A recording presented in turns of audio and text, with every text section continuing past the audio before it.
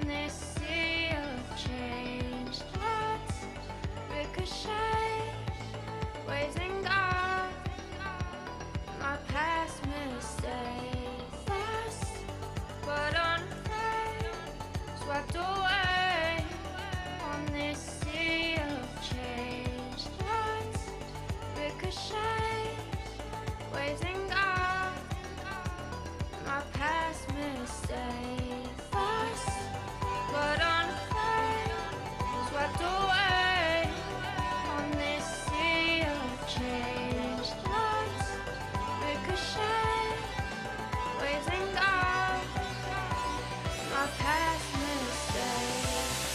Can you see a change?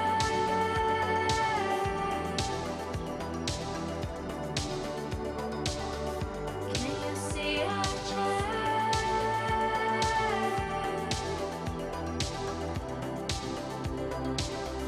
Can you see a change? Can you see a change?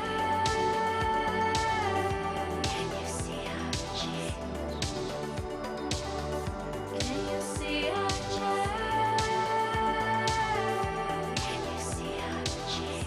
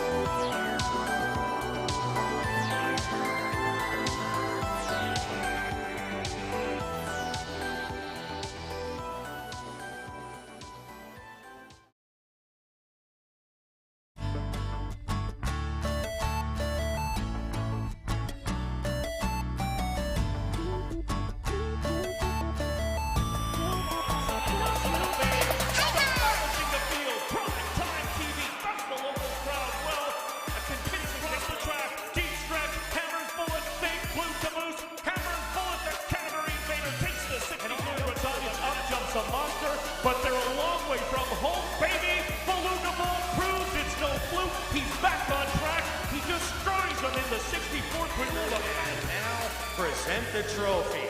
You're always welcome here in Winnipeg.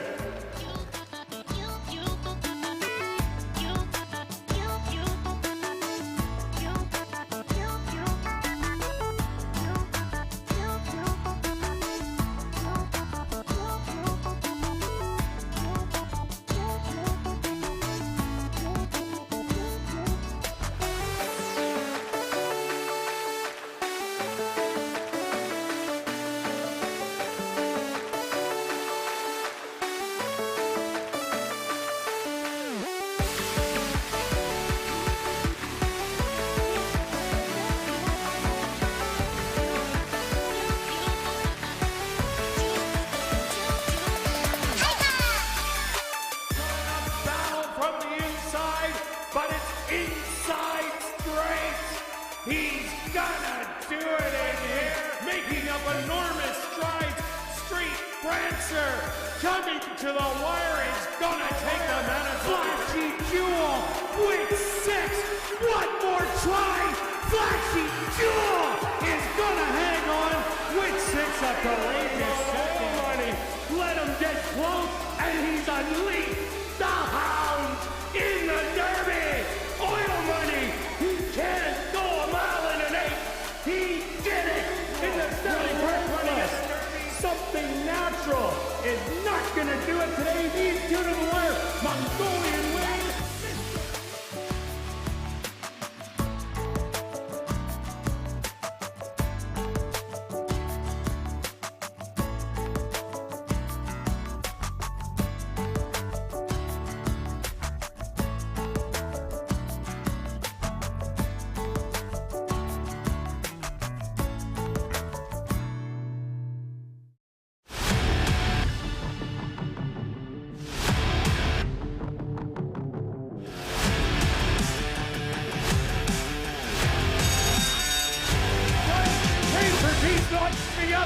Yeah, baby! Fred Nods will take the 74th running of the Manitoba Derby.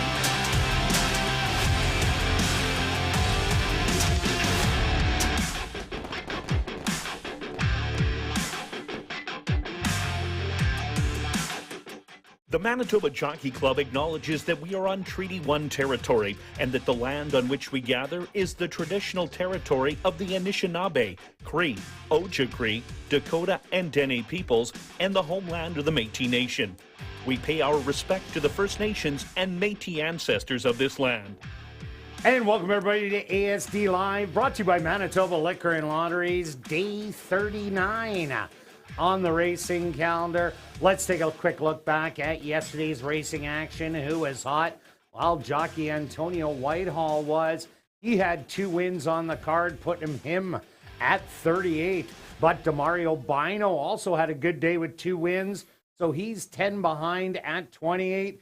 And Sven Balrup won 2 races on the card, and both of those were aboard trainer Perry Kavanaugh's horses. So it was a good day for 3 of the jockeys, taking 6 out of the 7 races.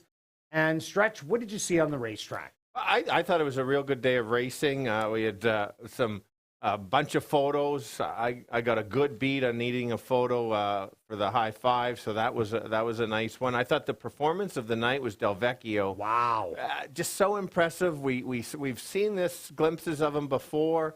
And then last night was his best race of the year for sure. Went to the lead and just didn't look back and kept going. Again, the continued trend on a above par fast track, what it's normally over the course of the year. Only three of 8 went gate to wire. But the trend I did see was the early and the middle fractions going quite fast, and that's why it kind of set up for the closers. So still a fast time at the end, but some of them were as many as five lengths faster than that they normally go. We've got 8 races. We start with a bit of a match race, but then we finish up. We've got 45 horses in the pick 5 sequence and 37 in the pick 4. None of them are easy sequences, so I'm expecting some big payouts for sure. I'm with you. Yeah, it's a great card today. Let's kick it off right now with the Distaff Stakes. We do have a scratch in here. Scratch number 4, Russian Pearl. So only 3 horses go to post, but it is an interesting one, Stretch, between Lady Cop and Melisandre. Yeah, absolutely. We've seen this race usually goes quite small, and so no surprises. But in past years, it was Escape Clause running around the track pretty well by herself. Exactly, and that it is what it is. But I think it's a fun race. You've got the proven veteran versus kind of the up-and-comer, and probably about a month ago, you would not have thought this would have even been close. But yeah, no doubt about it. Yeah, so I took the 1 as my top selection, and I thought 2 back, it was a real good effort, and it's like, oh, maybe rounding into form, but I wasn't officially jumping on board. And then last time I did select her, but that race was even better. This horse, she was able to be rated and then kind of eased out and then kind of almost a push button late to take off. And I was just so impressed with that last effort. So she has the ability to go to the lead, but doesn't have to based on that last race. So that's why it was my top selection. Yeah, mine too. It's just a horse that's peaking at the right time. I'm with you, Stretch. That race 2 outs ago, the horse went a 46 1/2, but finished in 110 3. That was absolutely amazing. So now that she is back, they took her off of Lasix, and that seemed to be the trick. But with her peaking right now, I expect Melisandre to go to the front, but Lady Cop will be hot on her heels every step of the way. So I'm with you, Stretch. I'm taking 1, 3, and 2. Now we're carrying on to race number 2, a $5,500 claimer for 3-year-olds and up. They're going to go 5.5 furlongs. This is an interesting race, Stretch. It is. It is. So this race was the 5th race on the Wednesday card. At that time, there was 8. Now we're down to 7 in here. One was, I think, may have already been a scratch in here. I switched my picks a little bit in here, and basically, I take that back. I can't even read my. It's the next race. I lost track. It happens because I'm checking back from the 5th race to the 2nd race, and you're looking at 2 forms at the same time. I am Stretch. looking at two forms. Come on. So let's get back. Let's get back on track here. We can't edit, can we? Because we're live, right? This is called live, Stretch. This is live. Okay. Yeah. If you didn't know that after 4 years now. No, I didn't. So Adam's good. He can usually fix this a bit. But anyway, let's go with. I am sticking with my picks, and I'm going with Club Champ. This horse was on the outside last time, and so now gets to move and really improving. And I just like it's kind of one of my price plays of the day. The horse was kind of shuffled back, but I liked how this horse really finished up and didn't give up. I realized 2 back, the horse got the dream trip and came up the rail, but still found a way to win. I think if we can get somewhere in between the terrible trip and the dream trip, I think the horse certainly can be there. Morning line's 8-1, so it certainly got to be right there. And then I have to use the 6, as you did, Kirt. This horse has beat most of these already the last time out. Looked good doing it. Bit of a surprise. I thought maybe the horse was declining a bit. Nope, just ran a big race, and then you get a workout coming in. So that's gonna keep them sharp with Mike's usual trend. And then my bombs away horse is the 7 horse. I mentioned this on the Wednesday show last about why I like this is because Tom has claimed this horse back. He's had him before, had success with him. And I just think could just get the right trip and can't leave him out, especially you don't get 20-1 on this horse, Dan's a Rebel, on a horse that likes to be in the money and win. So it's not easy, but let's go 4, 6, and 7. Yeah, I see 2, 3, and 5 battling it out on the front end. So I had to go to a closer in here. I went to number 1, Golden Eyed. Comes out of the same race as number 4, Club Champ. Both of them got in a whole bunch of trouble and came running down the lane. This one ended up finishing 4th, just a little head of Club Champ, who is less than a half a length behind. Draws the inside in here. Demario Bino picks up the call. And drawing the rail, I think, is really important. Golden Eyed hadn't been down to this level previously. And with the trouble, I'm throwing that one out. I think we're going to get odds today, probably the full 5-1. So I'm going to take a shot on the inside on the rallier. Drop a Caribou. Has done no wrong sprinting. 4 for 4. The only bad race was going around 2 turns. And Club Champ, another one that got in trouble. Like him too. A wide open race, but I'm taking 1, 6, and 4. Now we're going to carry on to race number 3, an allowance optional $10,000 claimer. For fillies and mares, 3-year-olds and up, they're going to go 7.5 furlongs. And again, another exciting race. It is an exciting race. It's basically a replay of the August 8th race.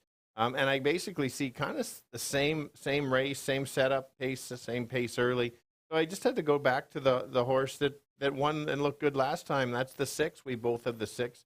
She got a good trip, was a good ride. The horse waited. It's kind of, I don't really have a reason to go against her because everything's kind of set up for her, and so that was my top selection. Yeah, Stretch. Wits Teddy 10, Dixie Mo, Chicago River, all back in here. They were all showing speed last time out. There was actually one more in there, but the 3 of them will ensure a pretty hot pace. And the way Tiz Hoppin ran, I had to take it on top also.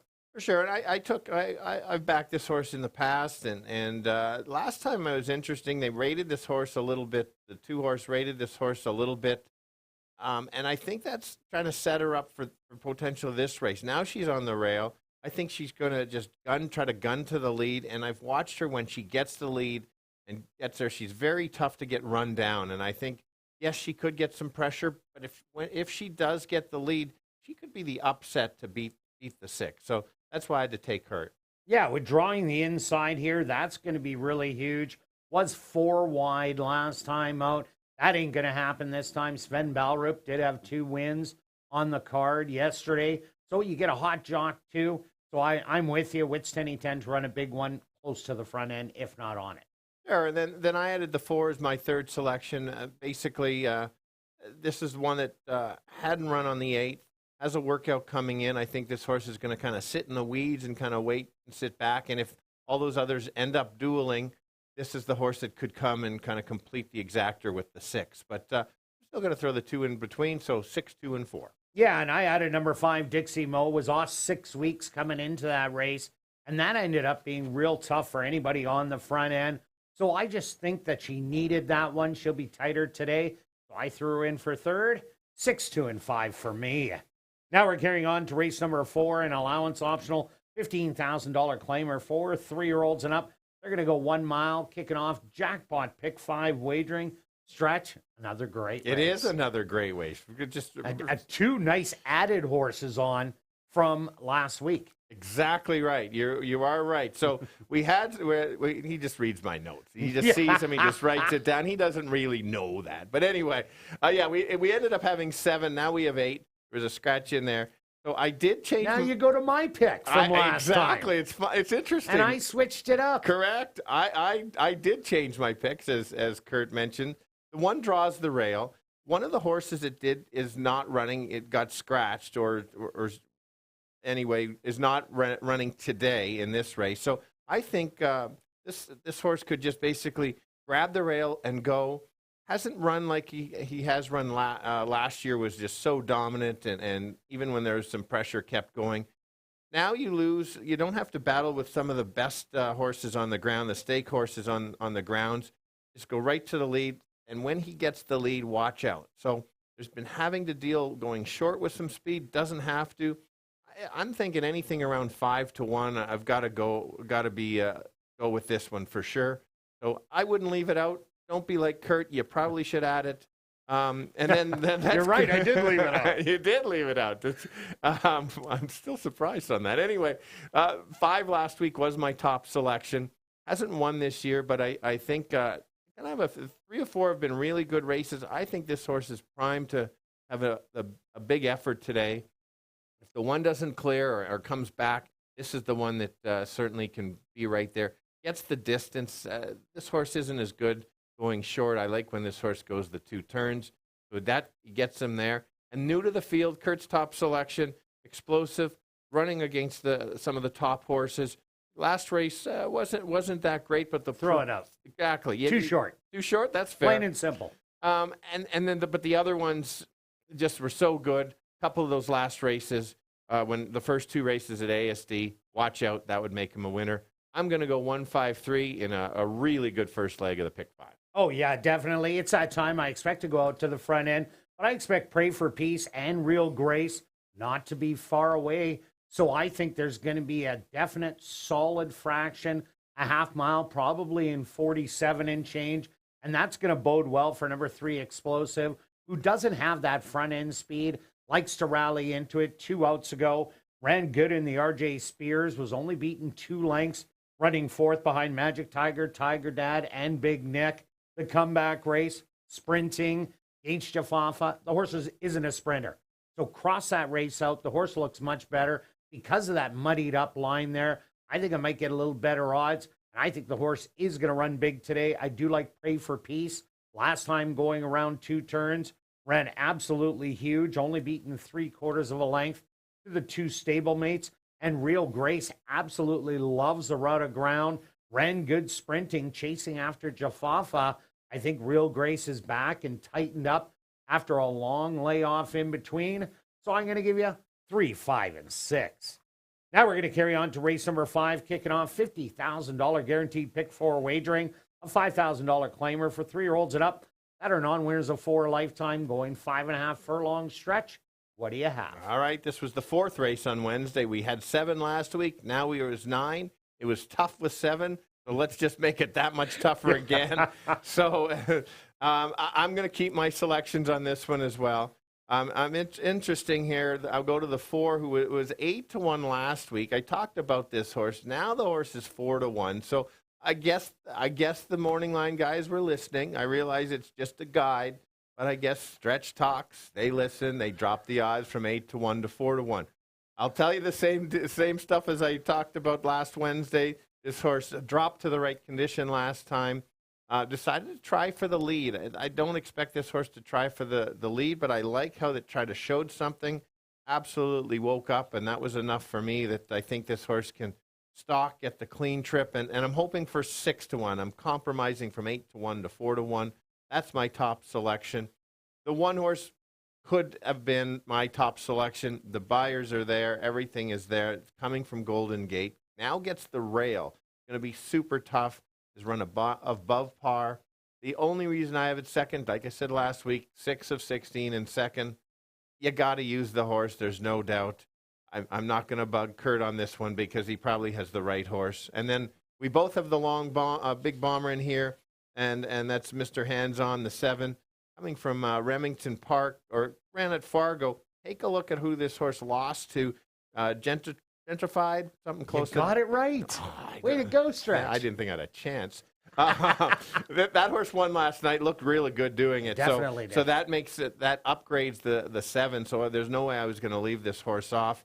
Was 20-1, now 15-1. They do it to me again. I pick it. They drop the odds. It's unbelievable how these things happen. Just pick on Stretch, 417. Yeah, Stretch. I did go to Phantom Drop. This horse's numbers are through the roof. Has tactical speed. There is a bit of other speed. The 2 alphabetical, the 3 terawatt. I don't think that Browning Island will show that much.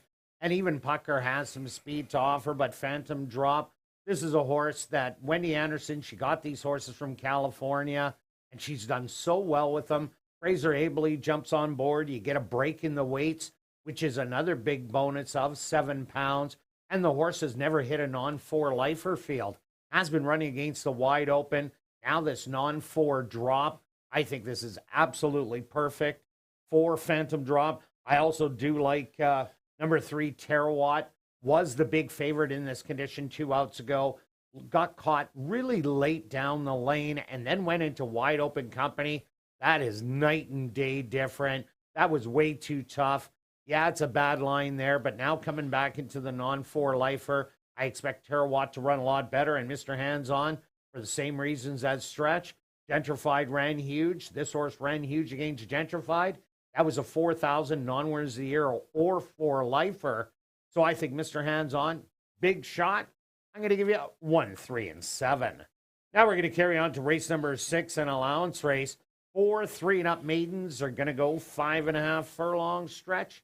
Who do you like? All right, it was last Wednesday, 6. Yeah. All 9 are back. Just some slight post changes. In fact, our top selections are the same post. In fact, 6 and 2. So I won't confuse myself or the people trying to follow me along. Same analysis, same picks. I backed this horse a few times. A couple times had a rough trip 2 back. Last time, maybe not a big time excuse, was closing. Should be right there. I think the horse is going to get the kind of the same trip, and one of my big angles is that the horse beat the rest of the field by 3. So I think if it runs back to that race and nobody jumps up, should be right there. Yeah, and he's a doozy. Was that first-time starter with a bunch of 5 furlongs works out of the Courtney Ross barn, and they were fast. And the horse lived up to the billing, battled every step of the way, and hung on. But Viral has run 2 massive races against horses that ended up going gate to wire. So I think today there is other speed to battle it out, and Viral stalks and pounces. For sure. My second selection's the 2. Just a little, obviously a little overmatched last time, but 2 and 3 back, very competitive. I like that there's that extra week. I was a little concerned. The horse came right back after the Derby. Now you kind of get almost the 2 weeks in there. So that really helps why I do like this horse a little bit. I do like cutbacks. If you've been watching the show, I'm not a big fan of going from 1 1/8 to 5.5.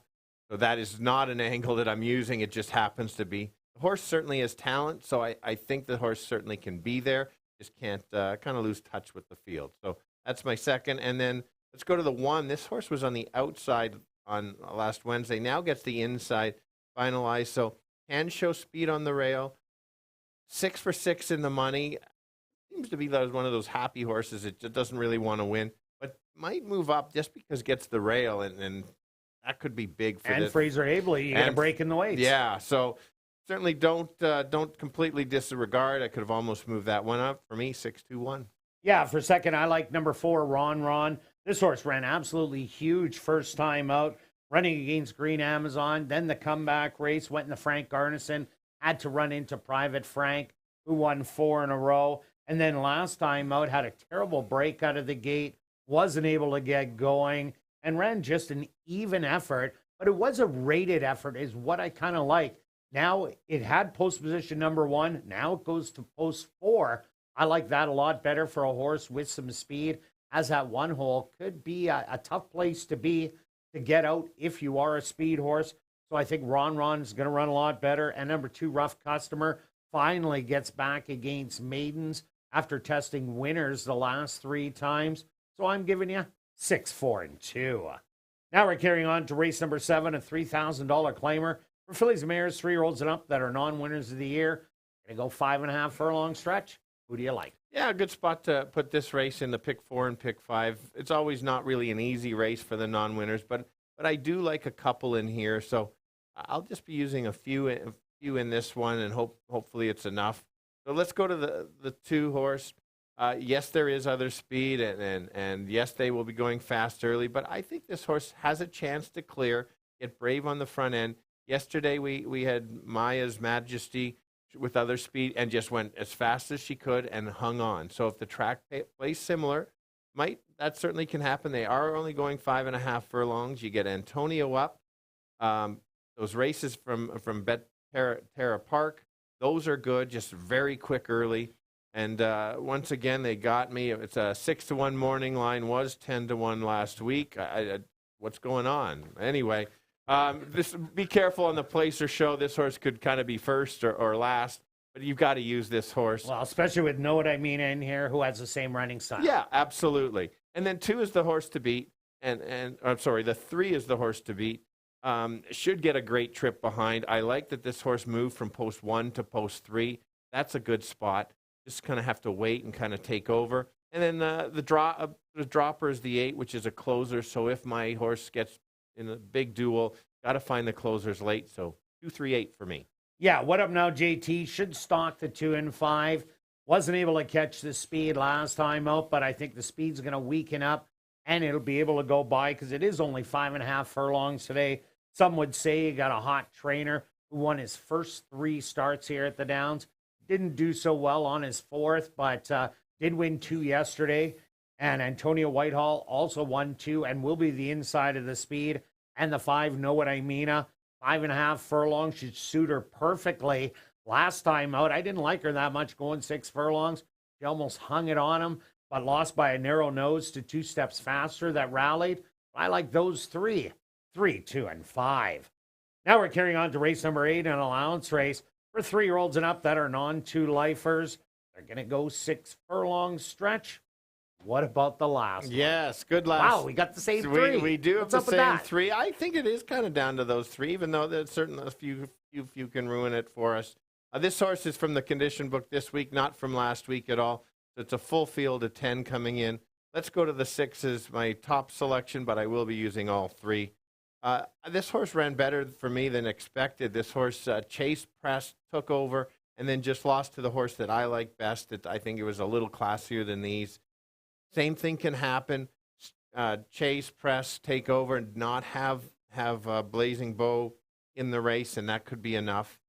Can't leave out the 10. This horse It's going to be post-10, so it's going to be interesting what the jockey decides. Go. It will be go. You got to go. You got to go. It's just a matter of, are you going to clear, or if somebody inside, can you stalk a little bit, save a little bit, and keep going?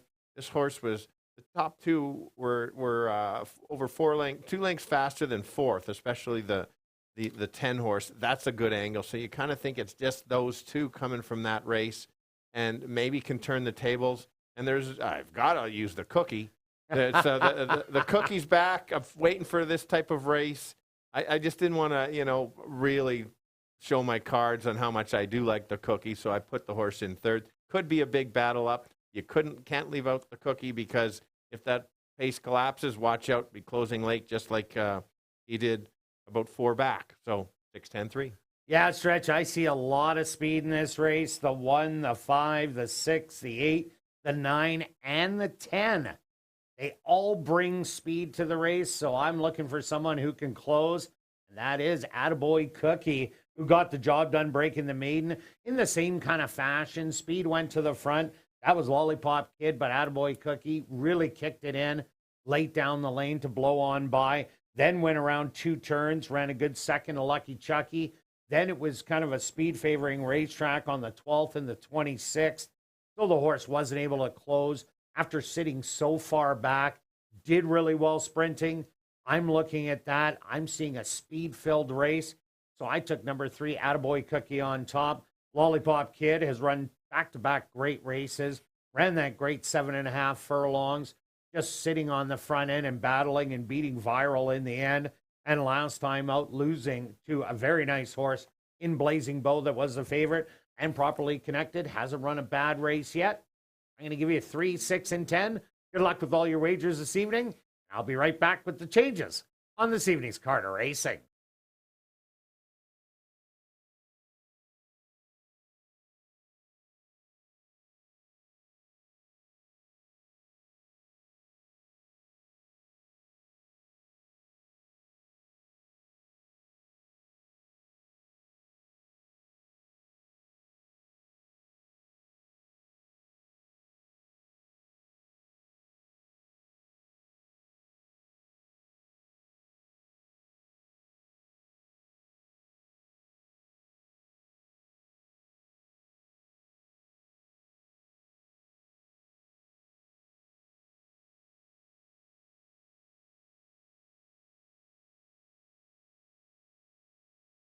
And if everybody can get their pens and programs ready, here are the changes on this evening's 8-race Carter Racing.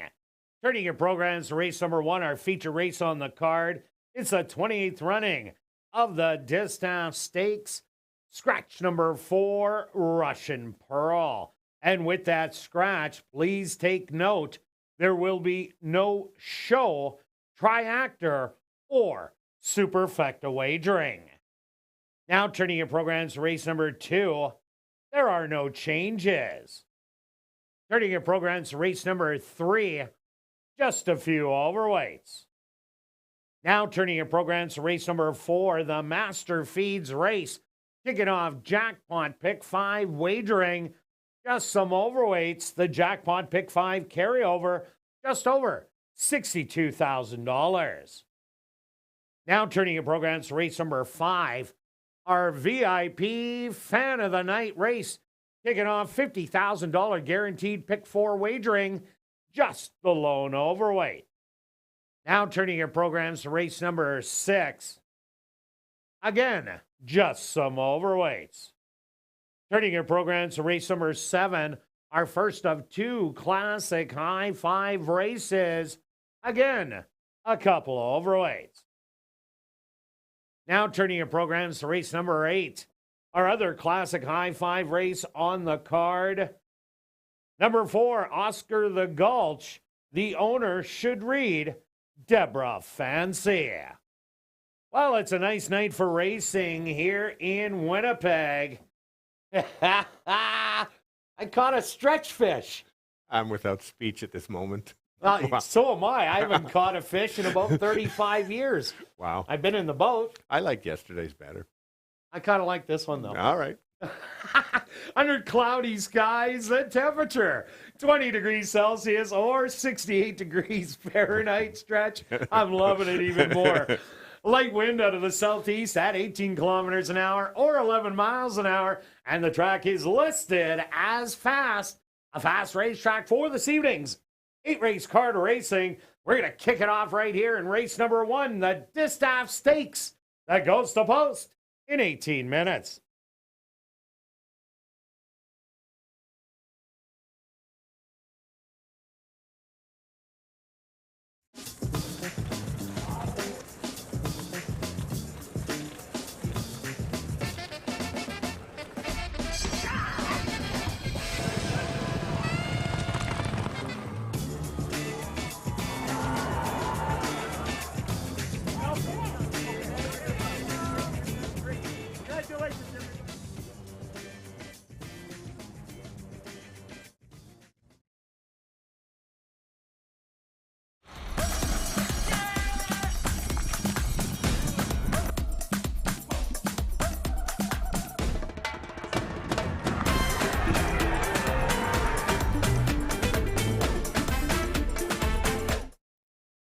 And they're off in the Manitoba Derby.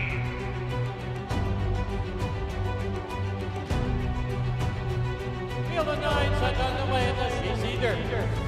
And they're off in the Canadian Derby. Red Dogs will take the Manitoba Derby. And Walcott takes the lead with Great Escape. Regal Brian, Roland Rose to ride. Regal Brian will win the Derby.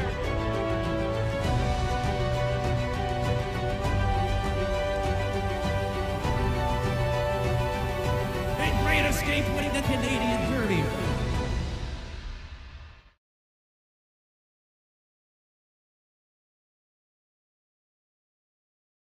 And welcome to Assiniboia Downs. Be sure to enter your name for a chance to be our VIP Fan of the Night. Ballots are available in the lobby. If your name is picked, you're going to get the VIP treatment, including a $25 wagering voucher, an ASD t-shirt. You're going to come up to the press box, watch me call a race, then you're going to the paddock to see the horses, and off to the winner's circle, and you're going to get a framed photo with the winning horse. Now on to racing. If you're new to racing, stop by and see Shannon and Brad at the Fan Education Center, located on the main level. They can answer all your questions about how to bet. And be sure to download the new app called Dark Horse Bets. All new account signups receive a free $30 deposit. Scan the QR code on the front of your program cover or off of any of the posters around the building to download the app now. Have a great evening of racing.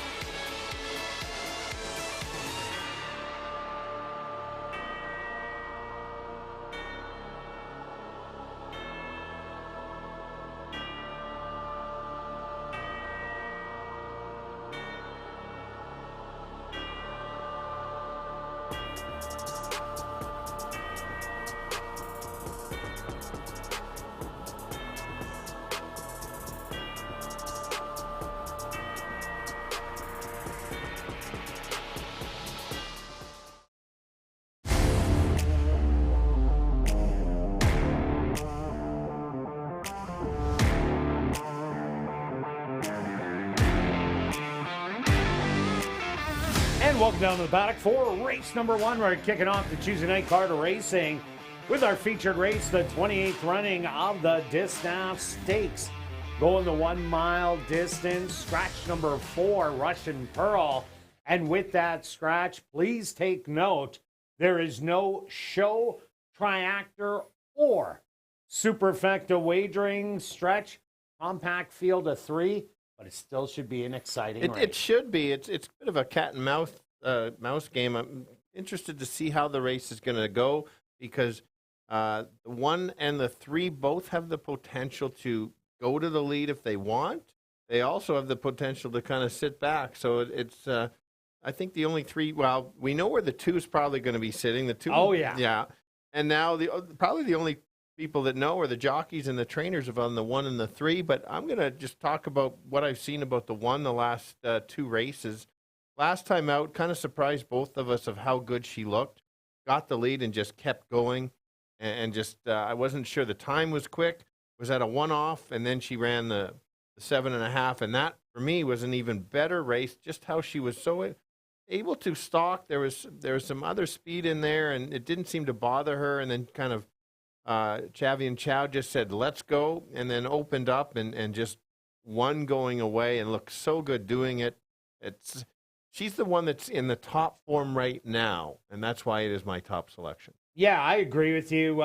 That race 2 outs ago really surprised me that day, going down in 110, and it was the comeback race that was even better because Chavi and Chow was on the outside of Russian Pearl with Lady Cop, just sitting there. And when he pulled the trigger, she went easy and drew off for fun. And I agree with you. I think she's just going to settle back. Melisandre, I think, is going to go out and try and grab the lead with Lady Cop. She'll probably go to the outside, take her position like she did last time out. And if she does do that, these 2, if they go too fast, that could set it up. I've seen these 3-horse fields before. 2 standouts in the race, 1 rallier. They go too fast. The rallier starts laughing from 10 lengths back and runs by late. But definitely Lady Cop's on a roll right now. Yeah, and let's talk about the 2. I couldn't agree more with you exactly that Ronald Alley knows exactly what he's going to do. He's going to sit just back and try to make a late run. We don't want to downplay Melisandre. She's been running against the best fillies and mares on the ground. Maybe the last race wasn't as good, but the 2 and 3 back, or the other 4, in fact, were very, very good races. So yeah, so she goes to the front end. Last year, she had to contend with stablemate Hidden Grace. There is no Hidden Grace type in here, and I don't think Lady Cop is going to be the one in front making Melisandre chase. So you might be just getting great odds currently at 8-5. Let's go to our wagers here in race 1 stretch. What do you have? Well, just a simple straight bet here, $20 exactor 1-3. That's it. We'll see how it goes. And myself, I'm going after the early pick 3. I'm taking the 1 in here with the 1-4-6 and round it out with the 2-6.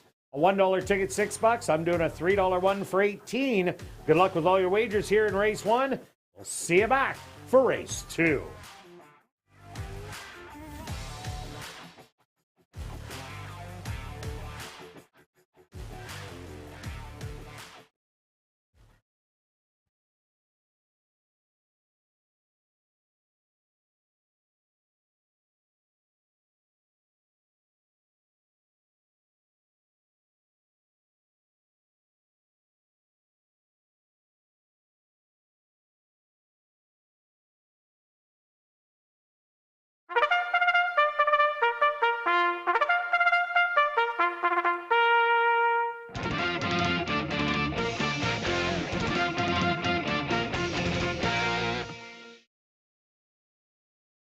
Downs is proud to present our featured race here in race number 1.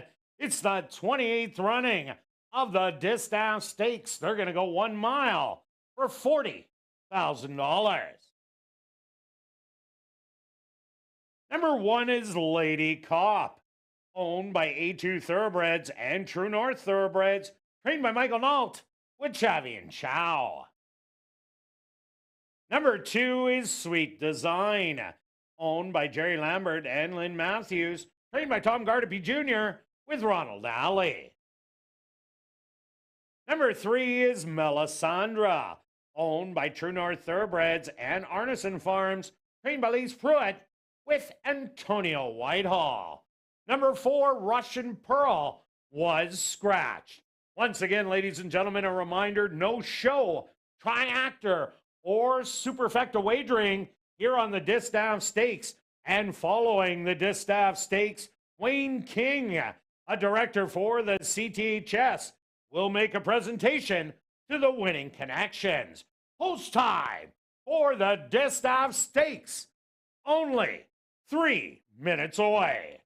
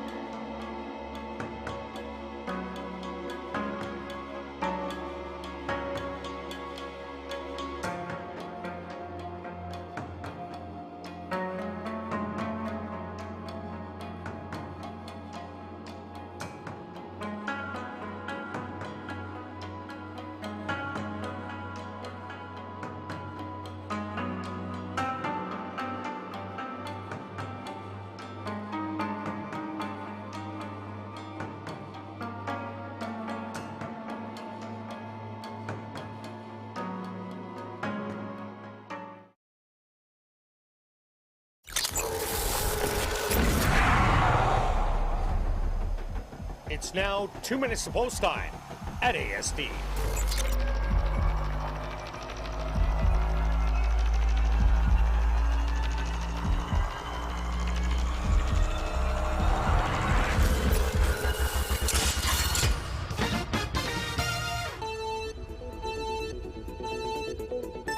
All right, we've got 3 Manitoba-bred girls going a mile, which is 8 furlongs. It's 2 turns. Looks like a bit of a match race between the 1 and the 3. The 1 is the sharp young filly that's only 3 years old. She's won back-to-back real good races. She can go to the lead. She can just sit just off. Because she's just in such sharp form, that's my top selection. But don't forget about the 3. She's run against the top fillies and mares all season long. She has the ability. If she wakes up a bit, watch out for her. But I'm going to go 1 and 3. Kirt? Yeah, Stretch, I'm with you on number 1, Lady Comp. Since they took the Lasix off, this has been a different horse. Going down in 110 and 2 outs ago, and then drawing off to win easy last time out. I don't expect her to be on the front end today. I expect her to be chasing number 3, Melisandre. But the way she is running right now, she's the one to beat. Number 3, Melisandre, if you think she's going to get an easy lead without pressure, she's definitely the one that can go wire to wire in here. But if you think 1 and 3 are going to beat each other up, watch out for the 2, Sweet Design. I've seen it before, just sitting back in the weeds and then pouncing on them late. But I'm going to give you 1, 3, and 2. Good luck here in race number 1.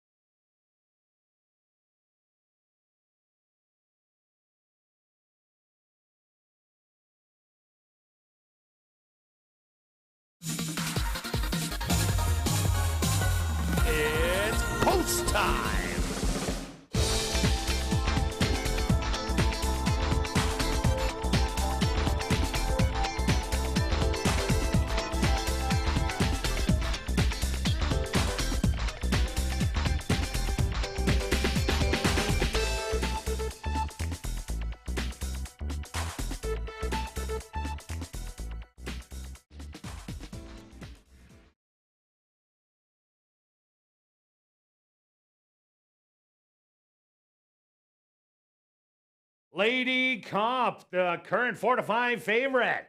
The first one into the starting gate. Gonna load quick with only 3. Sweet Design is in. And now just waiting on Melisandre. The field is set. They're at the post.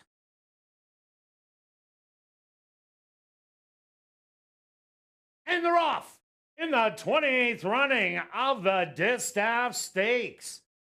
Away early on the outside, Melisandre.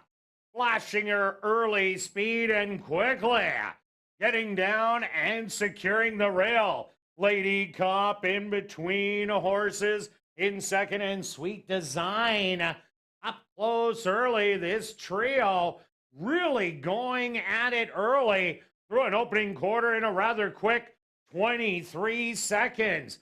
Melisandre, patiently ridden by Antonio Whitehall on the inside. Lady Cop now creeping up closer on the outside in second, and Sweet Design is going to fall back and watch the early action from third, but it's still Melisandre through a half in a sizzler, 47-1.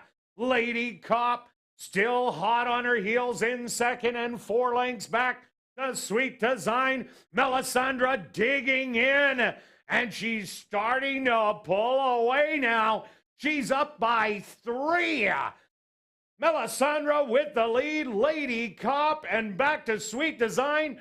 3/4, 112-4. They hit the head of the lane, and Whitehall unleashes, and Melisandre is responding as she's now up by 6. She's tired, but she's at the 16th pole. Lady Cop is going to try and get her late, but it's not going to happen. Melisandre takes the 28th running of the Distaff Stakes. Second will go to Lady Cop, and third to Sweet Design.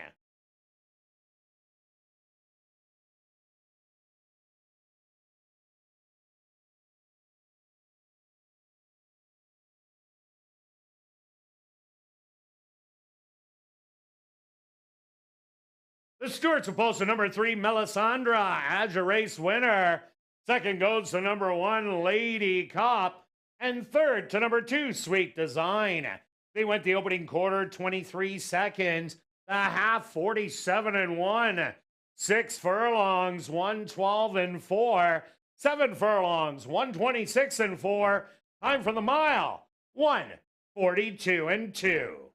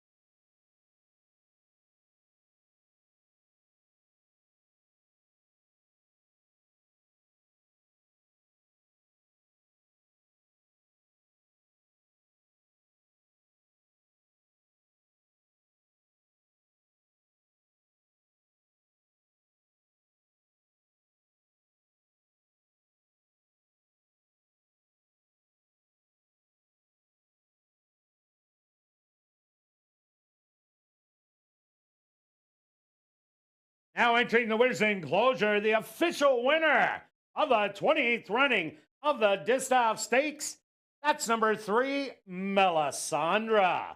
Melisandre is a chestnut mare, 5 years old, by Going Commando. Out of the Mare High Pioneer by Pioneering. Owned by True North Thoroughbreds and Arneson Farms. Trained by Lise Pruitt. And ridden to victory by Assiniboia Downs leading rider, Antonio Whitehall. Time for the mile, 1:42 and 2. Assiniboia Downs is very pleased to have on hand Wayne King, the CTHS director for the Manitoba division, to make a presentation to the winning connections. Also, number 3, Melisandre, was proudly bred right here in Manitoba by Cam Zebrick, Charles Fouillard, and Barry Arneson. Race 1 is official in the upcoming second race. There are no changes. Kicking off another pick 3 here in race number 2.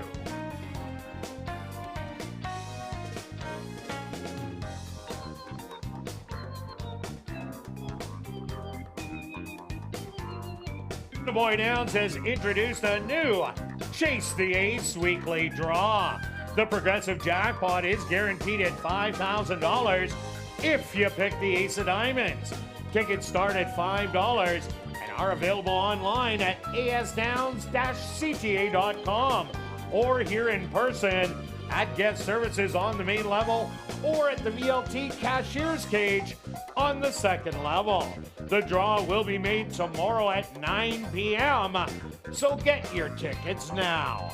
Proceeds do support community charities, including Final Furlong, the Winners Foundation, Manitoba Indigenous Cultural Education Center, Indigenous Languages of Manitoba, the Manitoba Lung Association, Dream Factory, Mad Winnipeg, the Canadian Mental Health Association, the Manitoba Arthritis Society, the Manitoba Conservatory of Music and Arts, and the ALS Society of Manitoba.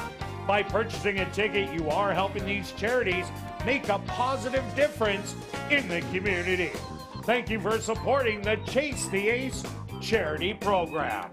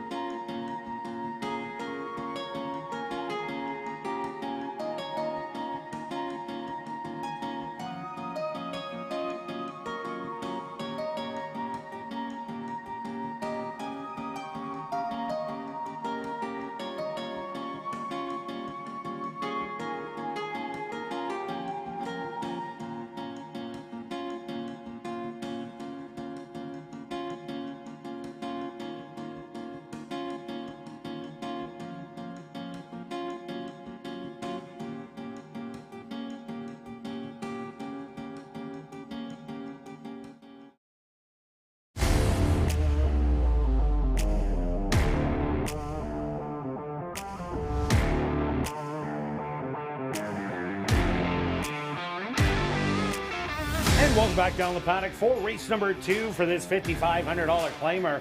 For 3-year-olds and up, they're going to go 5.5 furlongs. Let's take a quick look back at the Distaff Stakes wall stretch.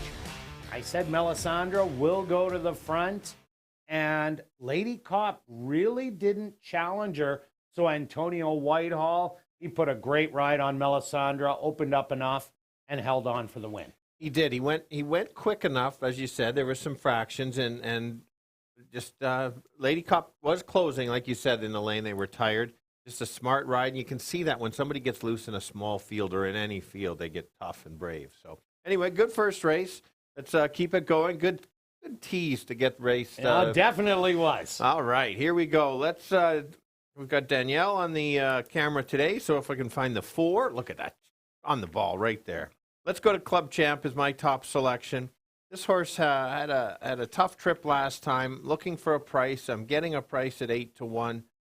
Normally, this horse is a little bit closer. In the past, this horse has even gone to the lead. I like when he sits just off.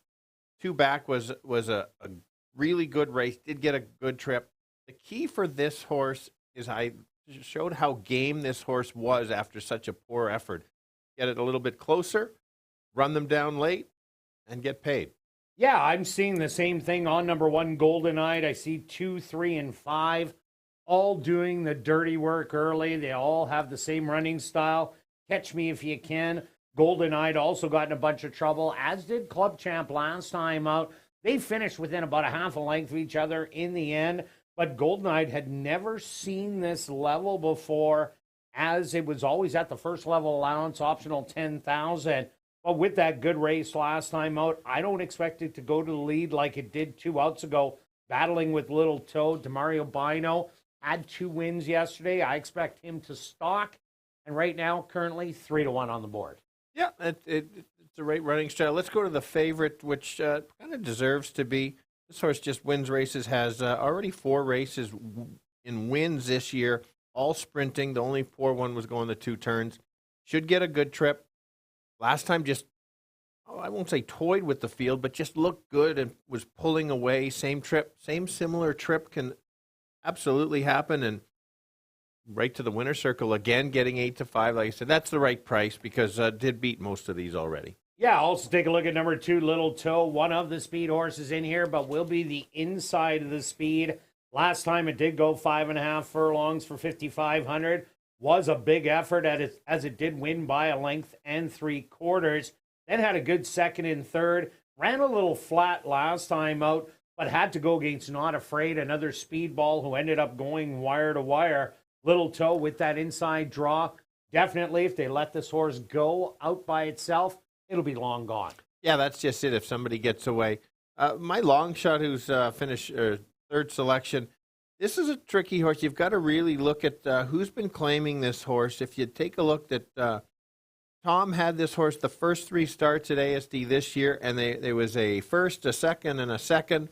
And then he got claimed a couple times, and now he's claimed him back. And so that's the angle I'm using. Knows this horse, runs best with Tom as the trainer. And people may not be looking. Very dirtied up with 7th beaten 7 3/4.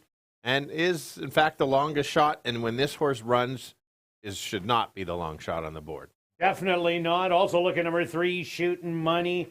Here's a horse that's won 2 out of 4 starts. The other 2 4th place finishes, beaten a length and beaten 2 lengths. Anybody who's had this horse has done well with it. Shooting Money is another speed horse in here and has to contend with number 2, Little Toe. Shooting Money used to be able to come off the pace. Not sure what Fraser Abley is going to do today. I'm thinking it is going to show speed, but if he goes all of a sudden off the pace and gives it 2 to lead, they might run around the racetrack together. Very possible. And the other speed horse, which is the long shot, that has had success here at ASD. That's the 5, 4 at 8 in the money. Has won 5 times at the distance. Does like to show speed. Would need a good trip. If doesn't get the lead, maybe can stalk.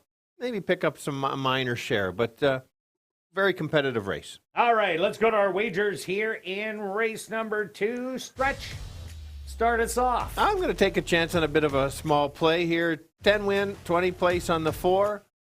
And I'm going to switch it up. Yes, let's go. Since we've got 2 price horses. And we're going to do a little buddy bet because, Stretch, you got the Classic High 5 yesterday for $700. I'm even going to let you pay for it. Excellent, yes. I'm such a good buddy. Yes, buddy bet. That's great. So let's spend. Maybe you can buy me a beer after, too. If we cash, yes. $20. Let's spend $20. Okay, let's do it. We'll take your horse, my horse, and so 1-4, 1-4 all, and then 1-4, as you call it, the wedge it, with 1-4 right in between. That's our buddy bet, $20. Well, it's my money, but it's our buddy. We split the winnings somehow. Yeah, I'm absolutely loving it. Good luck with all your wagers here in race 2, and we'll see you back for race 3.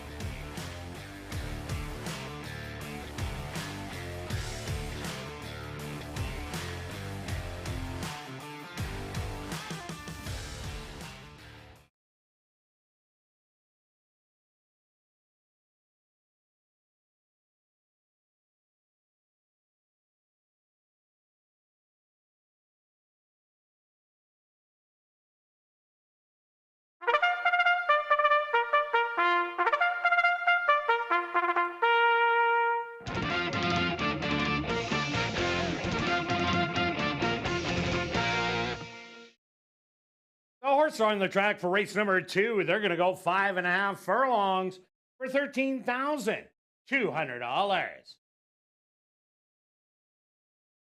Number 1 is Golden Eyed, owned by Back on Track Stables, trained by Jennifer Jordan with Demario Bino. Number 2 is Little Toe, owned by Henry Witt Jr., trained by Jerry Gorno with Praven Badri. Number 3 is Shootin' Money, owned and trained by Elton Dickey with Fraser Abley.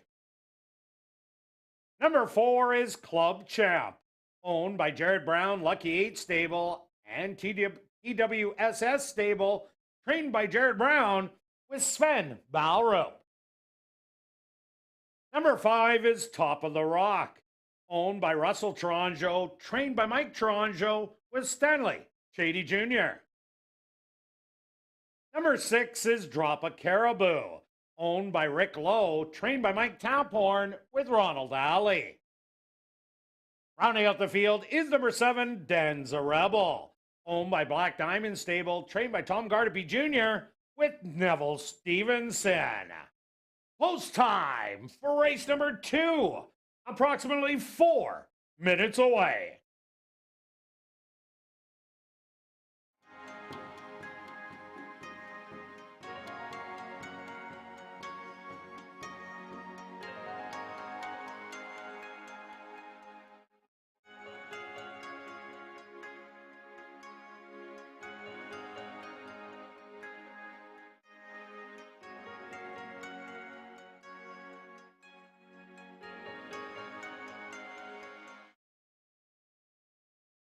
Ladies and gentlemen, as this is the second race, we have our HPPA Manitoba best turned out horse, and that is number 4, Club Champ.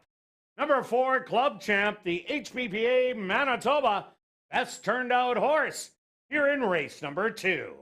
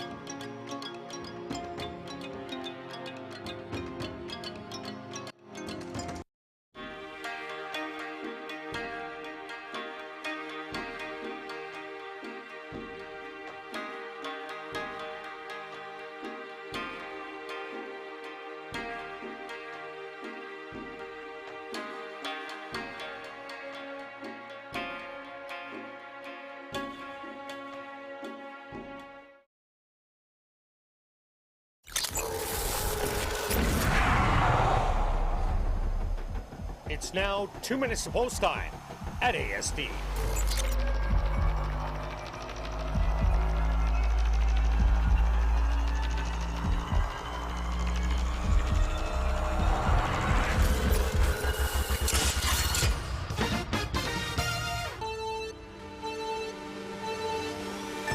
All right, it's the boys' turns going 5.5, sprint race. Let's look for a bit of a long shot. That's the 4, Club Champ. Won this condition 2 races ago. Last time had a tough start, got in lots of trouble, but showed that still wants to run.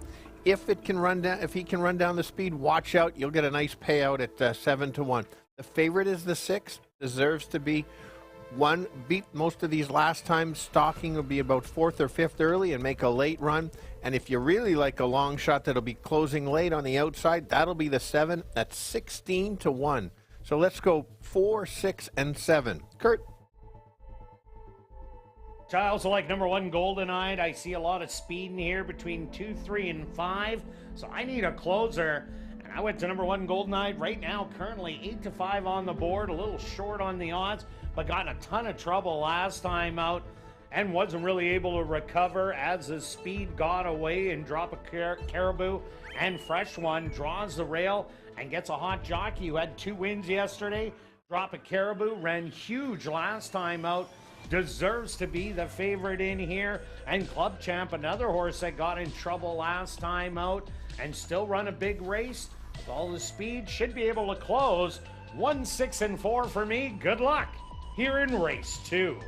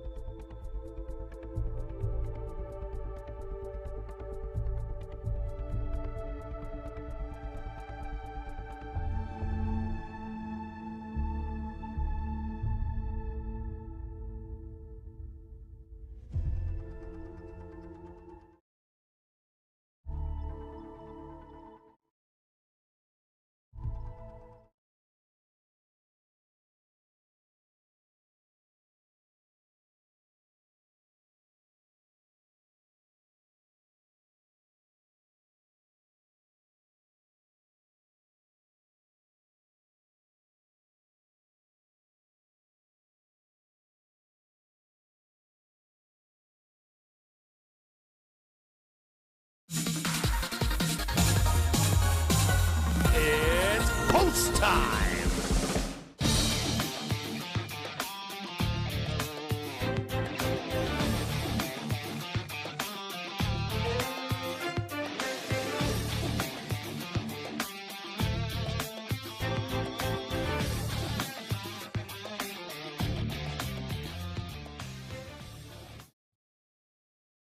Golden Eye, the current 3-2 favorite, leads the field into the starting gate.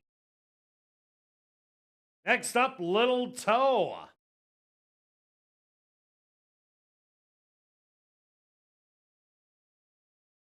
It's now Shooting Money's turn.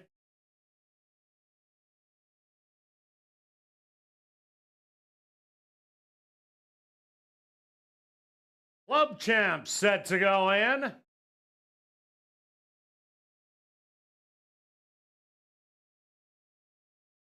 Top of the Rock finds his spot. Just 2 left to load. The current 9-5 favorite, Drop a Caribou.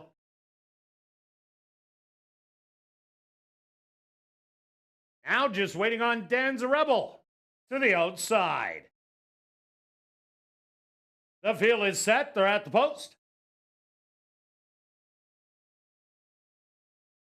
Little Toe, a little fractious. Now it's settled.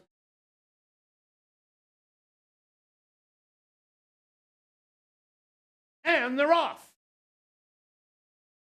Quickly from the inside, Shooting Money. And on the outside, Top of the Rock. These two set to do battle early. Club Champ stalking those leaders in third, back and forth on the outside. Drop a Caribou. Coming up the rail, 5 lengths off it. That's going to be Golden Eyed, and then 2 more back. The Little Toe and Dan's a Rebel. The early trailer. 22-2, the opening quarter. Shooting Money. Now getting different company, and that's going to be Club Champ. Looking them in the eye. Drop a Caribou. Trying to make a 3-wide bid. Golden Eyed settled back in fourth. Little Toe trying to rally. They hit the head of the lane. The half 45-3. Drop a Caribou. Now goes on by, not giving up. Club Champ on the inside. A late rally by Golden Eye. Drop a Caribou. Trying to battle to the wire. Too close to call between Drop a Caribou and Club Champ. Third went to Golden Eyed, and fourth to Shooting Money.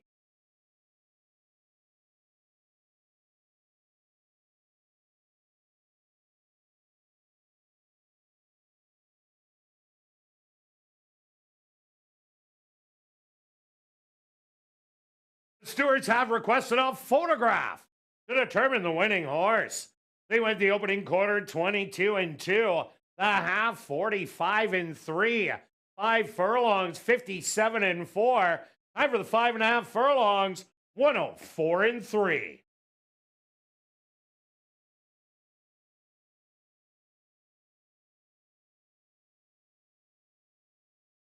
Results of the photo show the winner number 6, Drop a Caribou. Second goes to number 4, Club Champ. Third to number 1, Golden Eyed. And fourth to number 3, Shooting Money.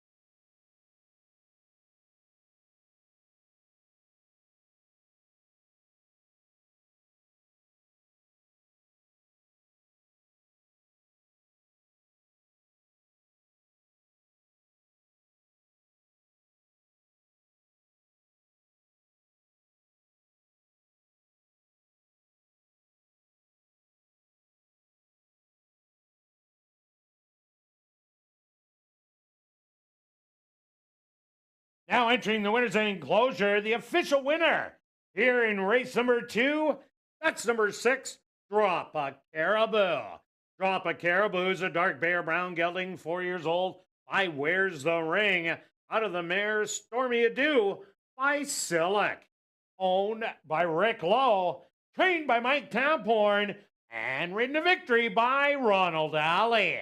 Time for the 5.5 furlongs. 104-3. Race 2 is official in the upcoming third race. There are no changes. Post time for race number 3, 16 minutes away.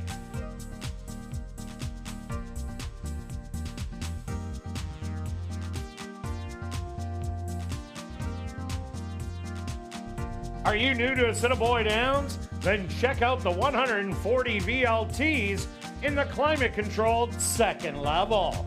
They're open all day, every day from 10 a.m. to 1 a.m.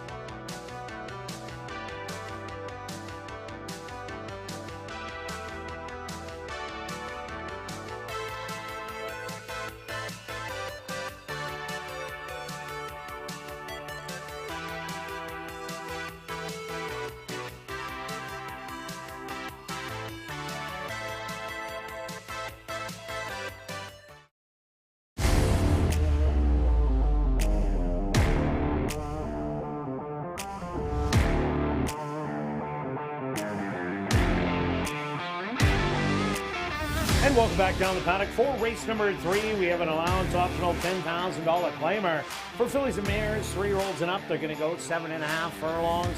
Quick look back at race number 2. What a finish between Club Champ and Drop a Caribou.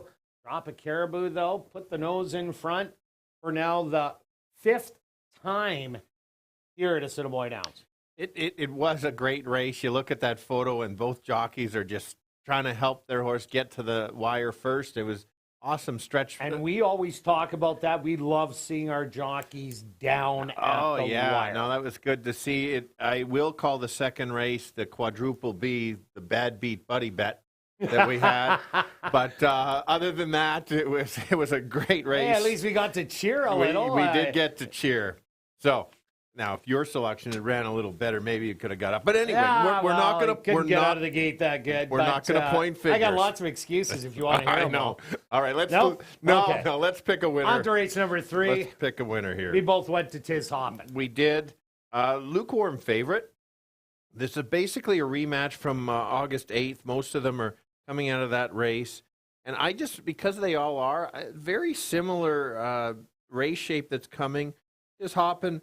The question mark last time, I didn't mind the horse. Wasn't sure if it could handle the 2 turns, and that proved that was no trouble at all. Looked good, stalked, and took over. I see the same thing going. You still have enough speed in here to battle, and this horse can just kind of sit just off and make a similar move. I don't know if you're going to get 2-1. I might drop a little bit, but good horse race. But I got to go to the favorite in here. Yeah, I'm with you because the horse does have that tactical speed.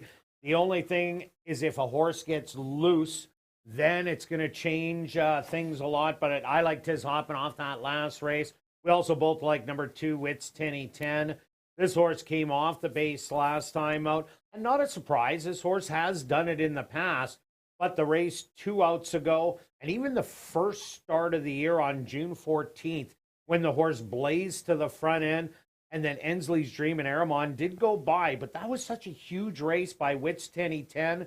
If you're looking for a horse that maybe can steal it on the front end, this is the one you're going to have to go to on the inside. And right now, getting big odds at 7-1. Yeah, I thought that could be the best chance for the upset from a horse going to the lead. My third selection is the 4, Blazing Skies. Did not come out of the August 8th race, and that's why I had to look for somebody else. Should be sitting just off the pace. Kind of in the weeds, as I called it.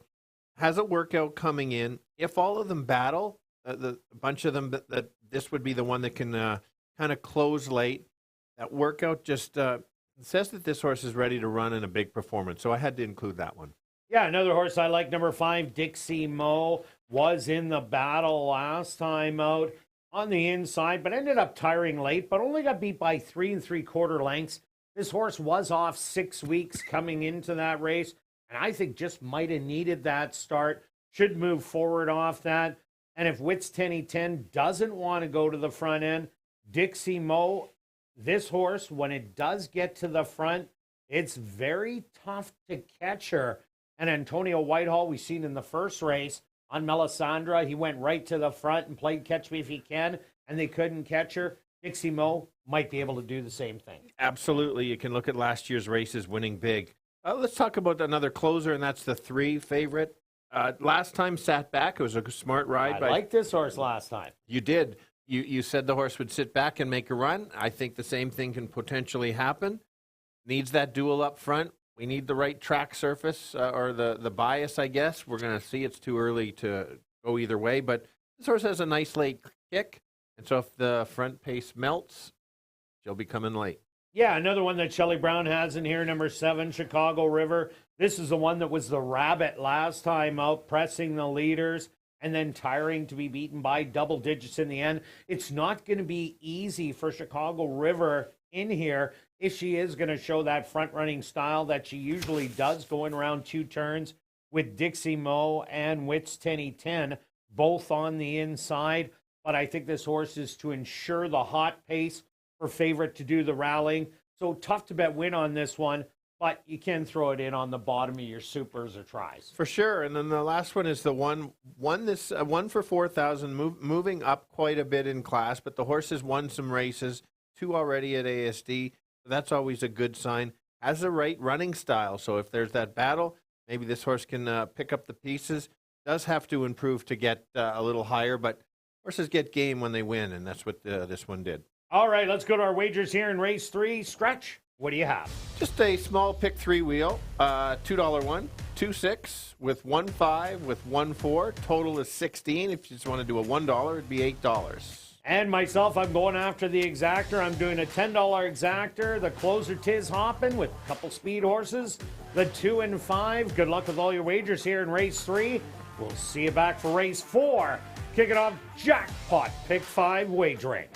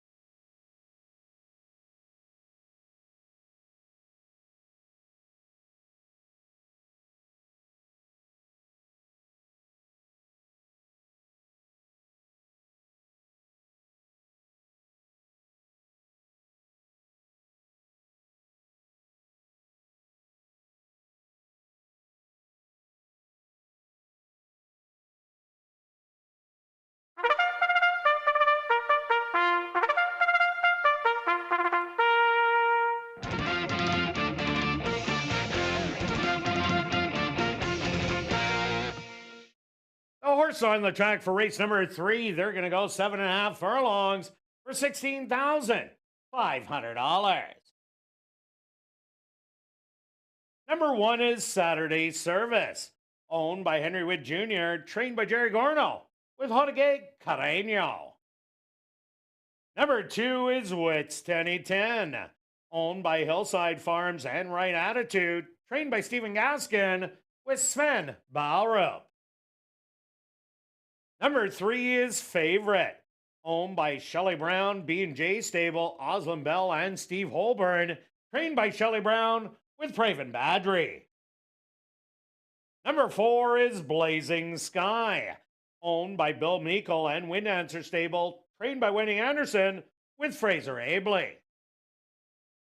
Number 5 is Dixie Mo, owned by Jerry Gowdy and Rick Wise, trained by Rick Wise with Antonio Whitehall. The 6 is Tiz Hoppin', owned by Henry Witt Jr., trained by Jerry Gorno, with Ronaldo Cumberbatch.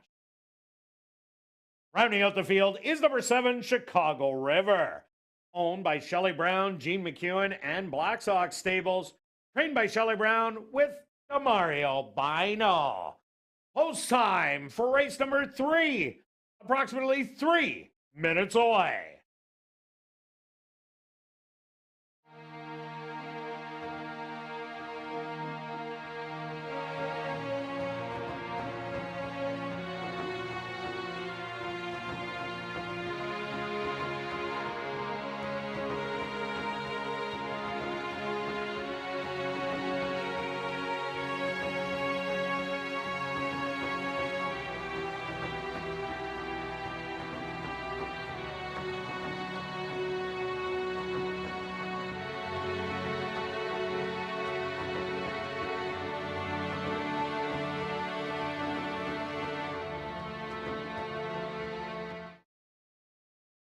Ladies and gentlemen, turning our programs back to race number 2, we had 2 claims to report. First off, claim for $5,500 was number 5, Top of the Rock, claimed by All for One Stable trainer Shelley Brown. Also claimed for $5,500 was your race winner, number 6, Drop a Caribou, also claimed by All for One Stable trainer Shelley Brown.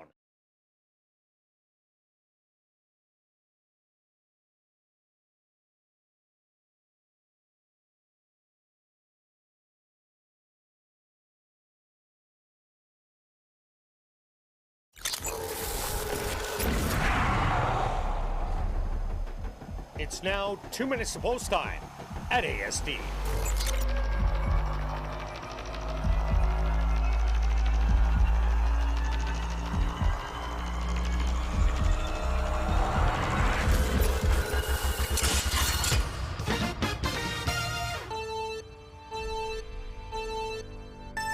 All right, here we go. Girls going 7.5. It's a tricky race. Let's start with the favorite. Should get the trip. Should stalk, sitting about third or fourth. Make that late run. Similar race as last time. Gets to the winner's circle. Who's the speed? That's the 2 along the rail. Watch out. She is very game if she grabs the lead and just keeps going. And one that's going to sit in the last. That's the 4. Pick up the pieces late. Let's go. 6, 2, and 4. Kirt? Yeah, Stretch, I'm with you on number 6. Tiz Hoppin looked so good last time out, stalking the early speed and then pouncing on him and drawing off. Same kind of race, same horses, same speed setup should happen. So it's the horse to beat. Wits 10 will be the inside of the speed. So that is really valuable in here. And number 5, Dixie Mo. If the 2 doesn't go, the 5 will. It also has a shot to steal it. I'm going to give you a 6, 2, and 5. Good luck here in race number 3.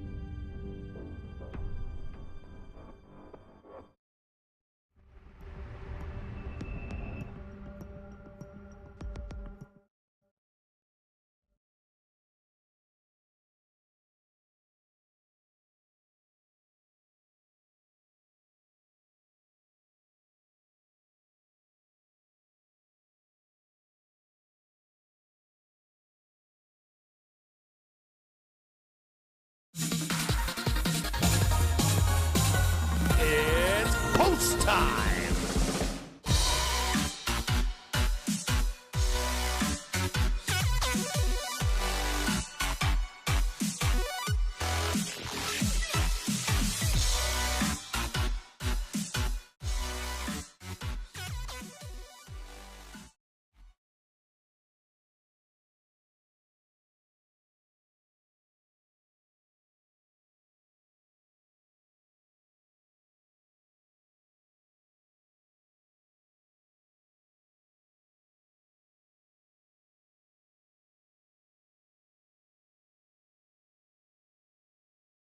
Saturday service, the first one into the starting gate.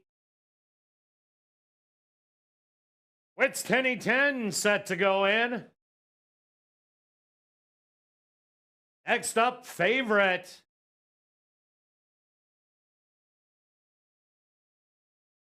Blazing Sky's turn.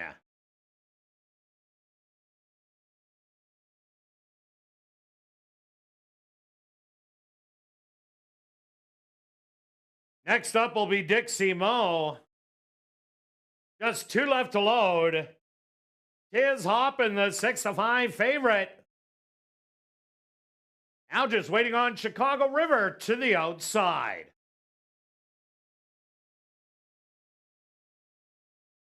The field is set. They're at the post.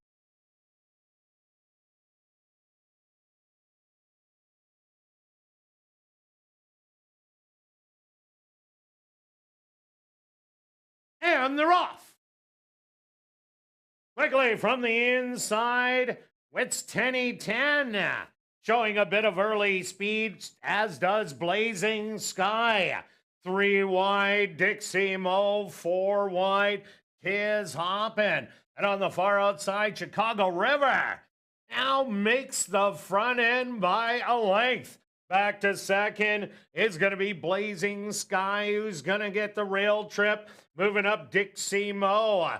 Tis Hoppin' is 3 wide, Wits 10 in striking range, and a gap of 3 more back to favorite. And Saturday Service, the early trailer.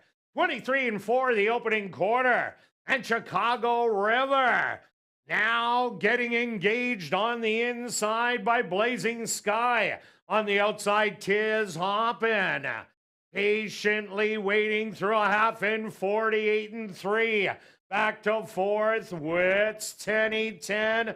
Dixie Mo's in fifth. Saturday Service starting to roll, and favorite is the trailer. Chicago River running huge on the front end as they hit the head of the lane, but Blazing Sky takes advantage of the rail. 3/4, 113-4. It's Blazing Sky. Wits 10. In between horses, Chicago River still there. Late rally from Wits 10, who's gonna get it done. Blazing Sky second best. Third's gonna go to Chicago River, and fourth to Saturday Service.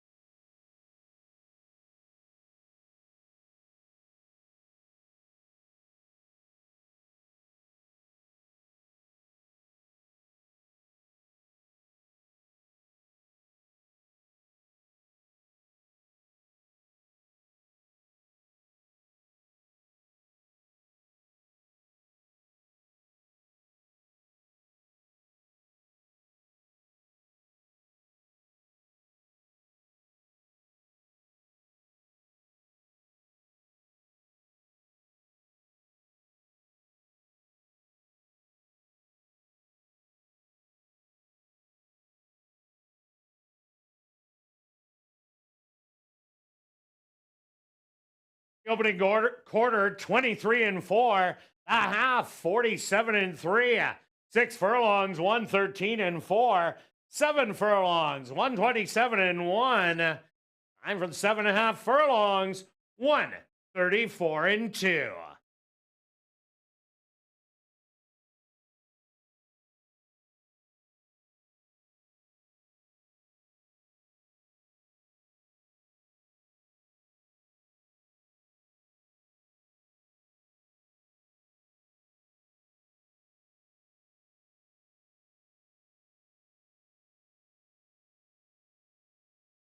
Number 2, Wits 10 is your unofficial race winner. Second goes to number 4, Blazing Sky.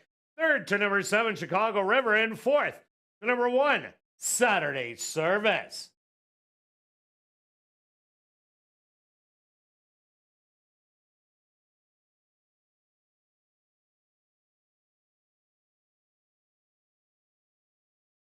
Now entering the winner's enclosure, the official winner here in race number 3. Now going for another turnaround. That's number 2, Wits 10. Wits 10 is a Chestnut mare, 5 years old, by Drums of Thunder. Out of the mare Tate Hill by Graham Hall. Owned by Hillside Farms and Right Attitude. Trained by Stephen Gaskin, and ridden to victory by Sven Balrup. Time for the 7.5 furlongs. 1:34-2.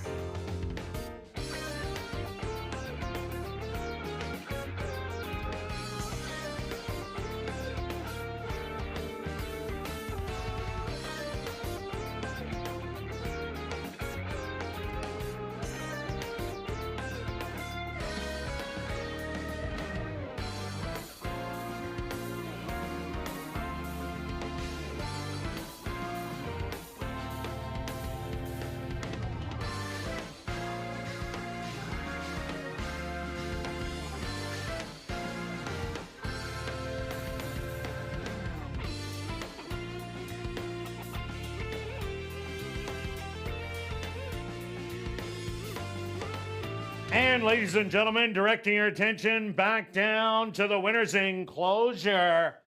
We're very pleased to have on hand Wayne King from the CTHS Manitoba Division and Blaine McLaren from the HBPA Manitoba Division making a presentation to our August Manitoba Strong winner, and that's trainer Michael Nault. Michael Nault got himself 47 points to lead everybody with the Manitoba Breds. So for his great job, he's going to get a $500 cash prize and a $200 Assiniboia Downs gift card. Our Manitoba Strong winner, trainer Michael Nault.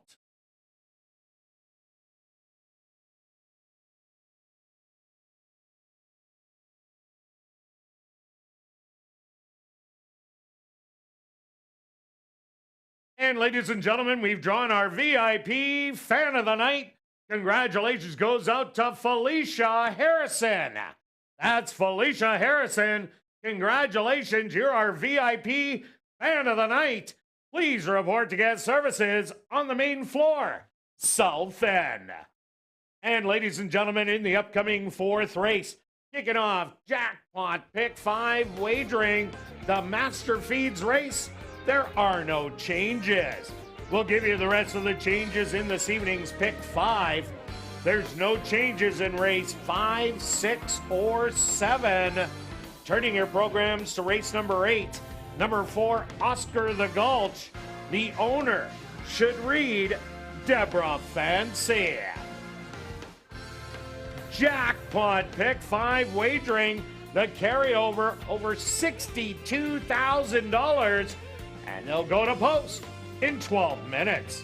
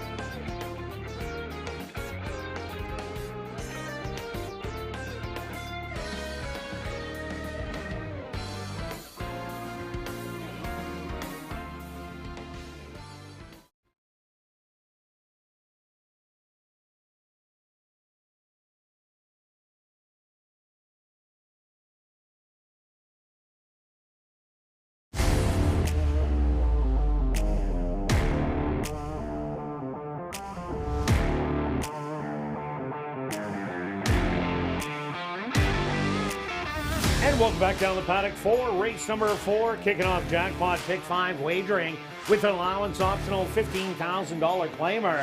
For 3-year-olds and up, they're going to go the 1 mile.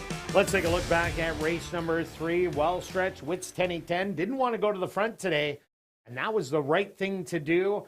Came off the pace and ran huge. Absolutely. It's always tricky because there's so much talent in that race and the higher level allowance optional claimer. They're multi-dimensional. Some can go to lead, some can't, and that's what happens. So you don't always know the race shape, but it would be nice to know the instructions going in. Not that they always go to instructions. It's always plan C or D for the jockeys coming out of the gate, but it would be nice to know. It would be nice to know for sure. All right, here we go. Let's keep it going. We're going to see fireworks because it's going to get to 100,000 on the jackpot today. For sure it will. No, so I'll get at him. I'd like to see fireworks when it gets there. Let's go. I'm going to go to the rail horse, the 1 horse. Danielle can find that one. Just kind of wandered by.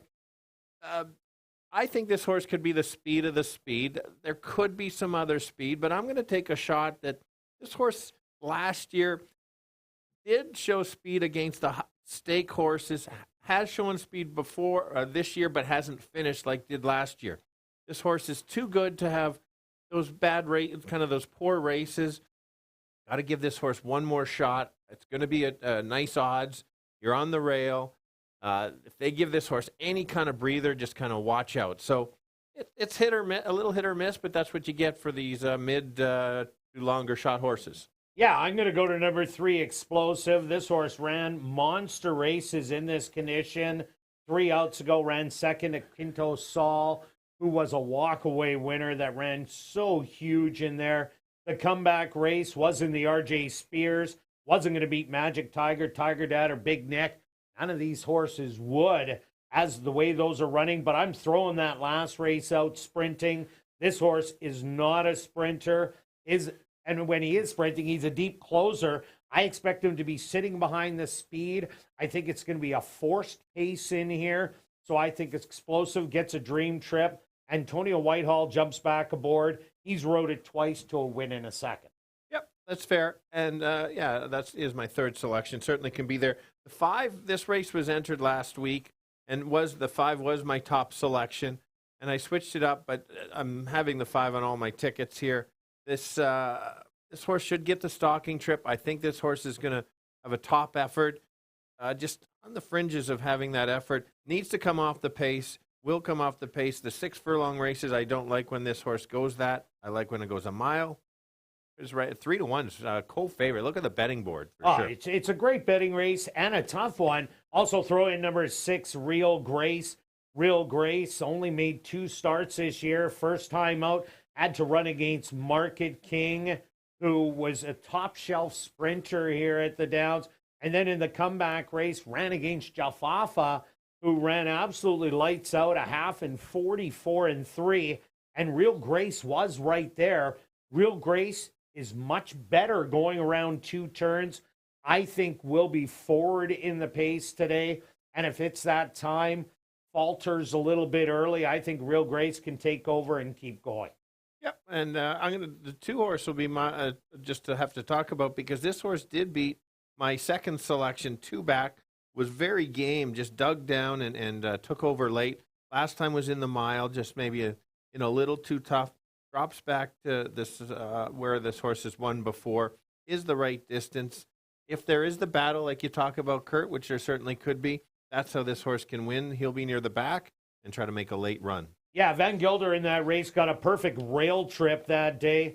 Also take a look at number 8, Plentiful, trying to find some former glory.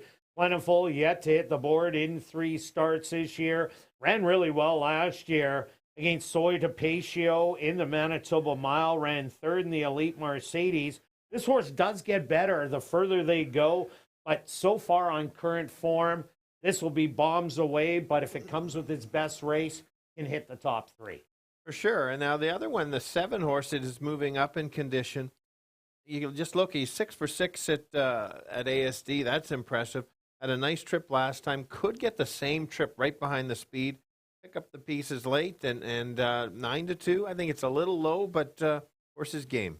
Yeah, number 4, Courageous. Last time out was sprinting. The horse can't sprint at all, gets back to the preferred distance, but is in really tough again today, and its best running is on or near the front end. All right, Stretch, let's go to our wagers here in race number 4.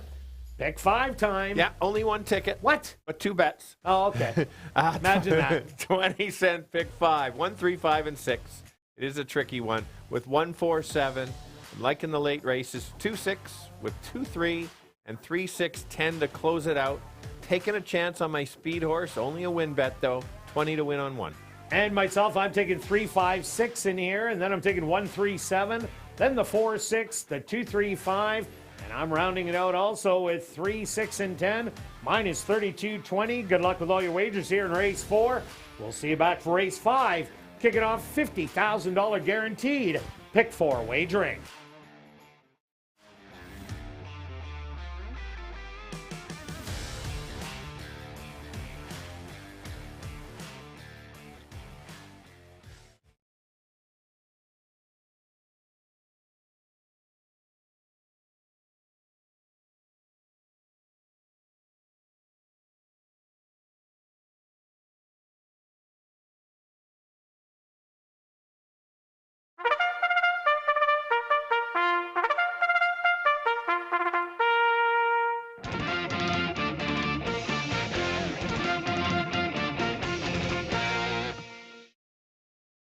Horse on the track for race number 4, the Master Feeds Race. They're going to go 1 mile for $18,500. Number 1, It's That Time. Owned by True North Thoroughbreds, trained by Michael Nault with Chavi and Chow. Number 2 is Van Gilder. Owned by Henry Witt Jr., trained by Jerry Gorno with Neville Stevenson. Number 3 is Explosive, owned by Arneson Farms, trained by Steve Kepplin Jr. with Antonio Whitehall. Number 4 is Courageous, owned by Hetty Kling, trained by Maria Stanford with Jorge Carreño. Number 5 is Pray for Peace, owned by Henry Witt Jr., trained by Jerry Gorno with Praven Badri. Number 6 is Real Grace, owned by Shelley Brown, Gene McEwen, and Bet Holtman, trained by Shelley Brown with Ronaldo Cumberbatch. Number 7 is Gallant Oak, owned by Bonnie McCrory and Gary Danielson, trained by Gary Danielson with Fraser Abley. Rounding out the field is number 8, Plentiful, owned by Murray Duncan and the estate of Gerald B. Stewart, trained by Murray Duncan with Stanley Chady Jr. The Master Feeds Race. Take it off Jackpot Pick 5 wagering. They'll go to post in approximately 3 minutes.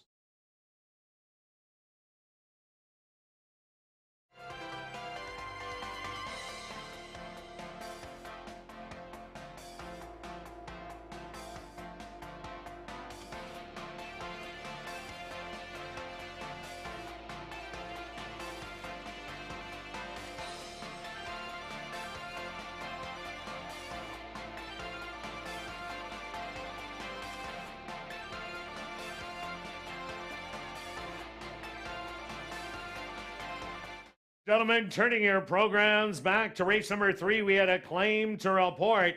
Claim for $10,000 was number 4, Blazing Sky, claimed by Pink Cloud Racing and Ron Wiley, trainer Devin Gittins.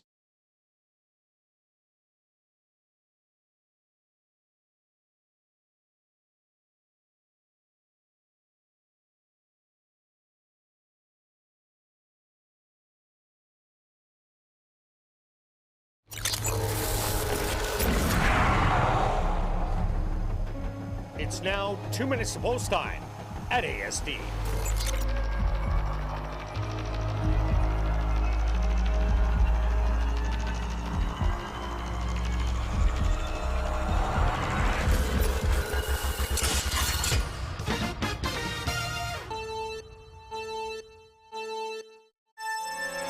All right, here we go. The boys going a mile. Really competitive race. You can just check out the board. The 3 is the favorite. I'm going to try to beat the favorite with the speed on the rail. That's the one.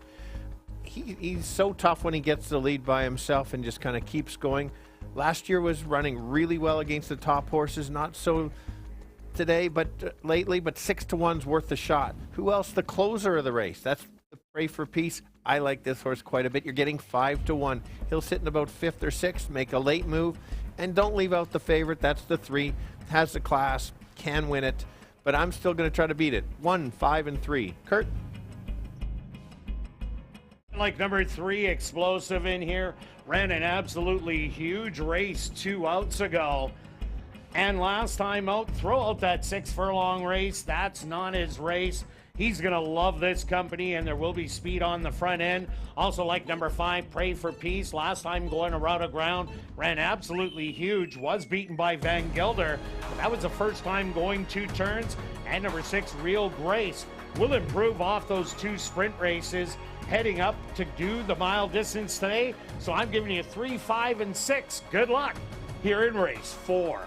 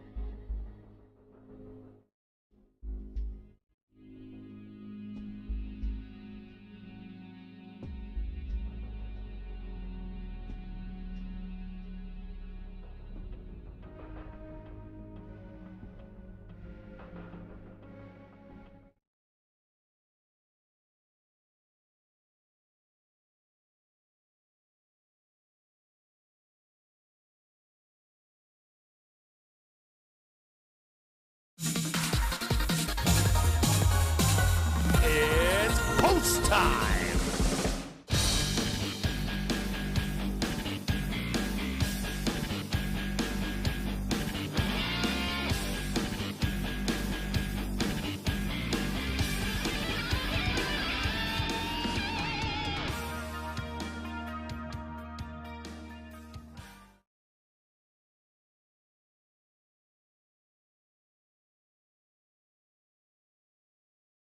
Time, the first enter the starting gate.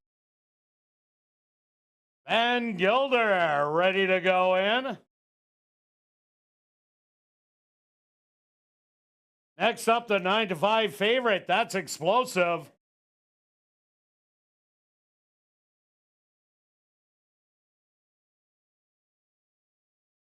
Courageous now walks up and in.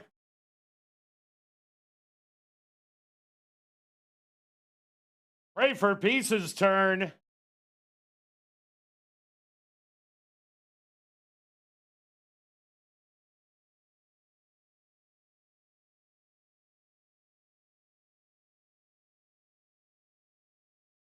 Now stepping up, Real Grace.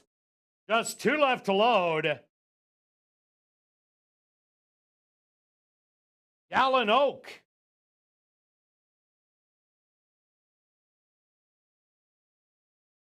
Now just waiting on Plentiful. The field is set. They're at the post. And they're off. From the inside, quickly, it's that time. Shows some early speed in between horses. Pray for Peace. In second, Real Grace back. Third on the outside, Gallon Oak back in fourth. Then it's Explosive in fifth, hugging the rail. Van Gelder in sixth. Another length and a half to Plentiful, and your early trailer will be Courageous. The opening quarter, 23-3. And it's that time now, getting company as Real Grace pressures the early pace. Pray for Peace settled back 3 lengths with Gallon Oak to the outside. Coming up the rail, Van Gilder and Explosive. Still 4 more to Plentiful. And the trailer Courageous about a dozen off the lead. The half mile, 48 seconds. And it's that time. Reestablishes the lead by a length and a half. Now on the outside, Pray for Peace, making a bid with Real Grace in between horses. Gallon Oak is back 4 wide, and Explosive in between. 5 of them across the track as they're coming to the head of the lane. 112 4 3/4. The leader now, Pray for Peace. On the inside, Real Grace trying to battle back. Gallon Oak running absolutely huge today, but Pray for Peace now digging in, and Pray for Peace is going to take it by a length. Gallon Oak second best, Explosive in third, and Van Gilder rounds out your top 4.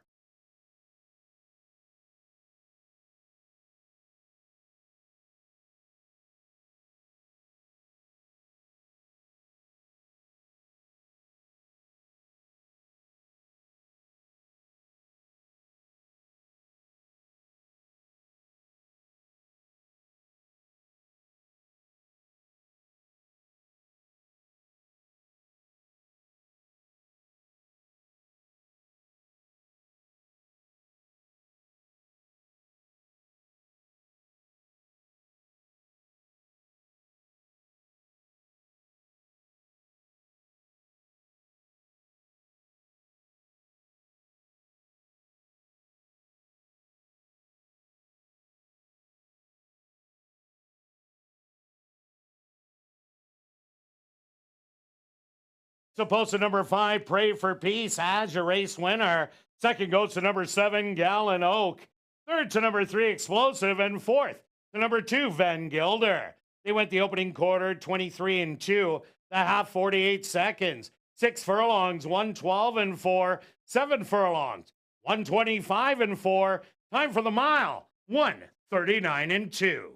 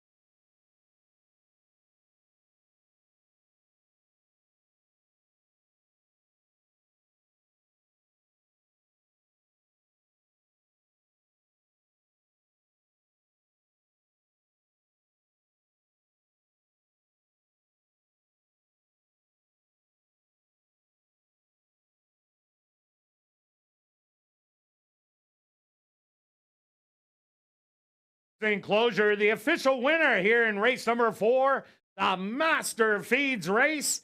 The winner number 5, Pray for Peace. Pray for Peace is a gray roan gelding, 4 years old, by Liam's Map. Out of the mare Star Pearl by Tappet. Owned by Henry Witt Jr., trained by Jerry Gorno, and ridden to victory by Praven Badry. Time for the mile, 139 2.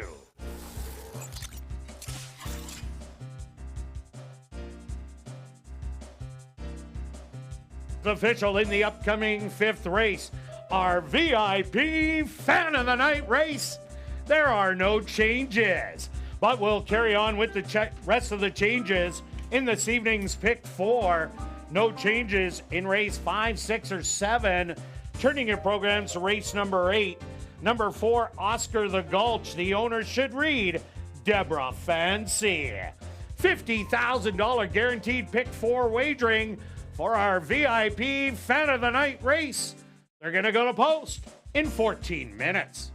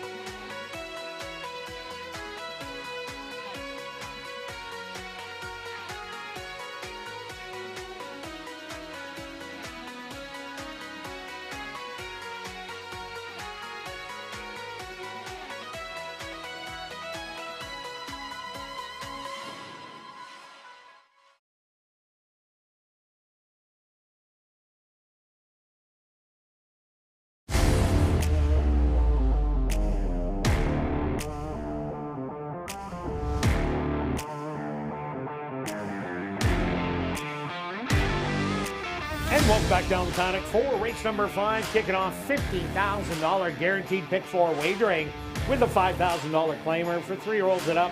That are non-4 lifers are going to go 5.5 furlongs. Quick look back at race number 4. Great ride by Praven Badri, right behind the speed, overtaking it and lasting to the wire. Yeah, it went kind of as it looked like on form. It was just a matter of who got the good trip, and the jockey, and like you said, the 5 was in a perfect spot, took over. Really good ride on the improving horse on Gallant Oak to run a game second in there. It likes running second. Yeah, it does like running second. Okay. Race 5, here we go. Stretch, what do you like? Yeah, already just on the early money coming in on the pick 4. It's going to be another big pool. I can see it's going over 100,000, I think. Again, let's go to a bit of a price horse on the 4. It makes sense on who the favorite is, but I'm going to talk about the 4 first. Browning Island woke up last time showing speed. This horse can show speed, but also likes to stalk. I'm happy this horse finally started showing something a little bit more. The last 2 have been right there. It's just on the form cycle to run an even bigger race. Kind of how I thought the last race with Pray for Peace. This is the same thing. I see this horse running the top effort today. So I've got to make it my top selection, and 5-1. Yeah, I ended up going to the favorite in here, number 1, Phantom Drop. Had been running really well in California at Golden Gate and most recently Pleasanton. Was in a short field of 4, cut out the fractions, did get caught late, but we've had Wendy Anderson bring these horses from California, and she's done absolutely amazing with them. First time out, she's probably about 60% just with the California horses over the last 2 years, and this one has never seen a non-4 lifer event. So it's going to love the drop down from the open company into the non-4. So I'm going to the inside and Phantom Drop, and I expected the low odds. Yeah, completely agree with you. It could have easily been my top selection. Just took a price. Let's look at the 7 as both of our long shots in there. This is an Invader from Fargo. It lost to a horse it won yesterday. Looked real good doing that. I like the races that is coming from Remington Park. Some really nice races. Sits back, makes a late close. If the speed backs up, this horse could certainly be in the try. It's 8-1 right now. Might even go a little bit higher by post time. But I think it's one that you don't want to leave out. Well, especially since these Fargo horses are doing really well here at Assiniboia Downs this year. Another horse I like, number 3, Terawatt. You're getting a big bargain right now at 10-1. Last time out was in 55 wide open, which was way too tough against Drop a Caribou, who we've seen win back today. But the previous start was in this same non-4 lifer and was even money on the board and only lost by 3/4 of a length going the same distance. There is a lot of speed in here, but if Terawatt can somehow shake free, 10-1, huge bargain. Yeah, a bit of an overlay there. Let's talk about the 5. This you don't know what you're going to get with CCs here. You get a good one, a bad one, another bad, good. I think it's time for another good one. Ran really well 2 back, and then last race, not so good. Let's just throw that race out because that's this type of horse. And so right now, 7-1, I'd probably want a little bit higher. But this horse has the figures to be there, so you might want to consider that one. Well, and really likes the distance. 5 times at 5.5 furlongs, a win 2 seconds and a third. Also, take a look at number 2, Alphabetical. Showed a little bit of speed last time out. Couldn't sustain that speed. Has been going off at long odds each and every time. But it seems like the way this horse wins is on the front end. And with Phantom Drop, Terawatt, and even if Browning Island shows speed, we know that Pucker is going to show speed. It's not going to be easy for Alphabetical to get a big piece of things. No, but maybe pick up the 4th or 5th in there. Let's look at the 6th here. One of a price, one of the longer shots. This horse is claimed from Jared Brown. Jared Brown has a nice claiming percentage, hits at 20%. So got to pay attention. The horse has only had 1 start this year, so it's definitely fresh, ready to go. Ran a nice second for 7,500 last year on August 1st. Runs back to those last couple in there. Certainly is in the mix, and that's kind of maybe a sleeper that certainly can change form after the claim. Yeah, also take a look at number 8, Pucker. Pucker shows speed in every outing. The only time it didn't was 2 outs ago, but Dazzling Mischief was in there and took care of that field. And 'Tis Funny was the one that ended up grabbing the lead early. So Pucker was not going to make the front end there. This is probably the best distance for Pucker, 5.5 furlongs or 5 furlongs, but he's just a little off form right now.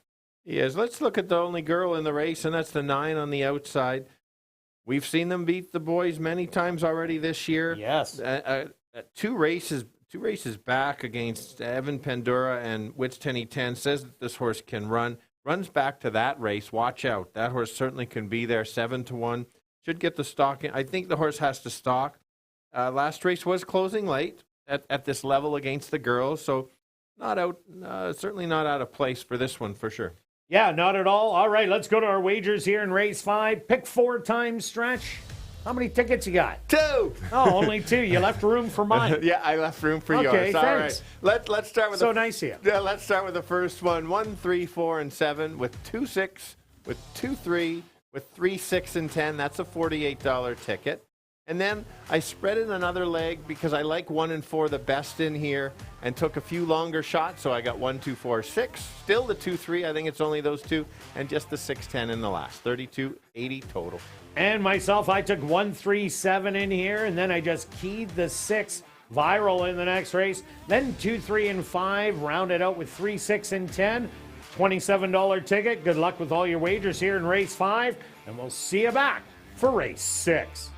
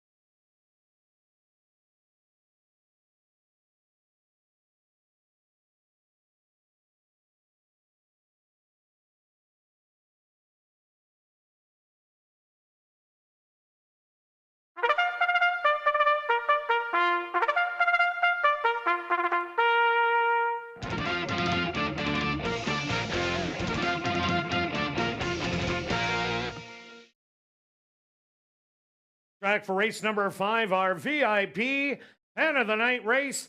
They're going to go 5.5 furlongs for $10,300.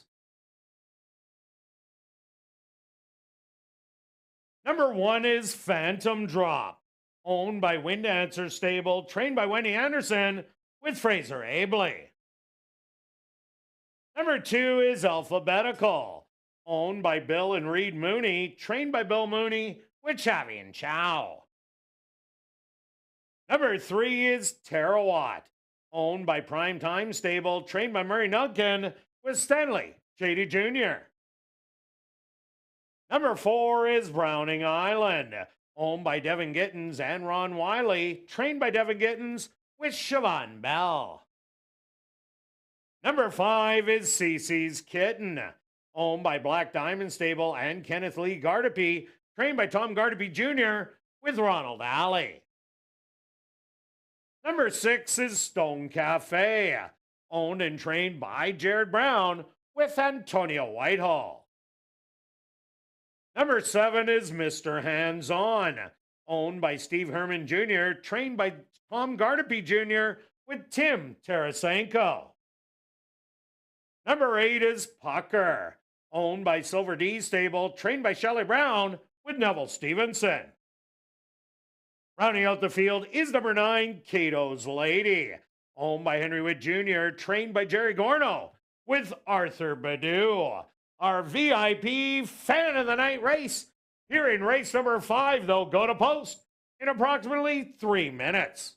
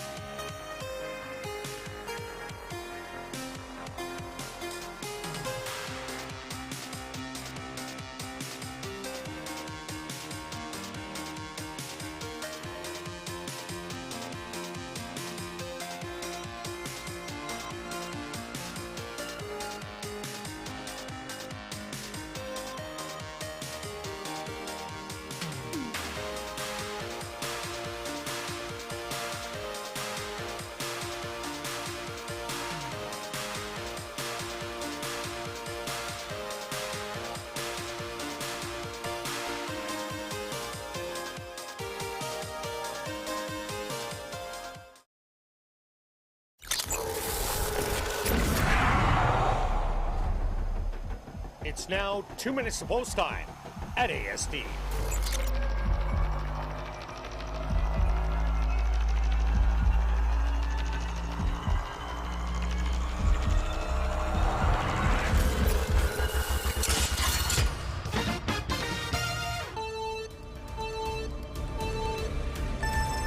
All right, we're going 5.5, 8 boys, 1 girl. Let's try to beat the favorite. Bit of a big long shot here and going on the 4 at 12-1. Has run decently well for this level. The last 2 races showed speed. I don't think he's going to show speed this time. Sit just off, maybe in 4th or 5th, and try to make a late run. The horse to beat is the 1, coming from Golden Gate in California. These horses run so well. Figures are there. Runs back to those races. Watch out. And now you need another long shot. Let's go to the 7. This horse will be closing from the back, and that'll really make it pay at 9-1. Let's go 4, 1, and 7. Kirt? Like number 1, Phantom Drop, speed on the inside. Wendy Anderson does so well with these Golden Gate horses. Hits a condition race, non-4 life, which it hasn't seen. So I think that is a big angle on the 1. I also like number 3, Terawatt. 2 outs ago was the even money favorite in this race, but went to open company. That was too tough. Back in here, and I agree with the 7, Mr. Hands On. Horse that beat it won yesterday. So I'm taking 1, 3, and 7. Good luck here in race 5.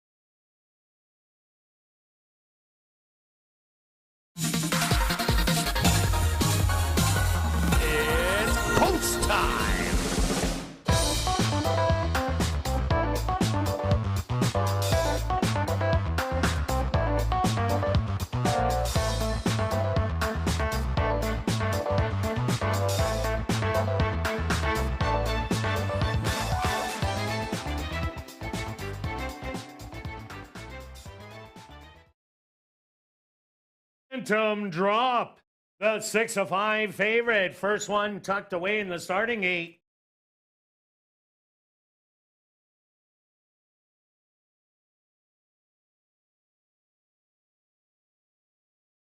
Alphabetical, set to move in.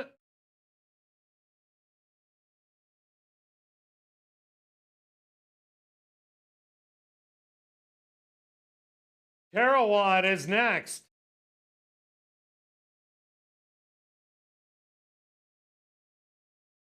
Browning Island now goes in. CC's Kitten's turn.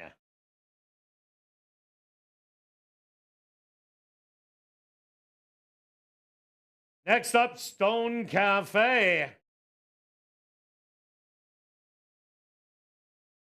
Mr. Hands On walks right in. Just 2 left to load. Pucker.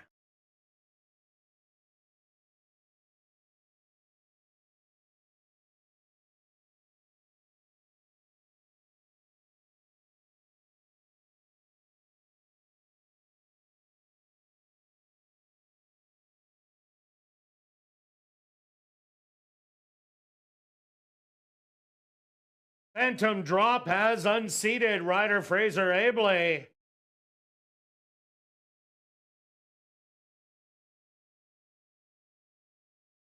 Gentlemen, we have a late scratch to report in this, the 5th race.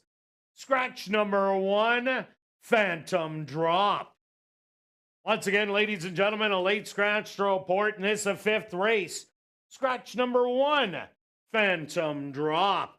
If you wagered on number 1, Phantom Drop, there will be a complete refund if you use number 1, Phantom Drop in your pick 3s, pick 4s, or pick 5s, and you haven't changed your ticket, the favorite at post time will be substituted.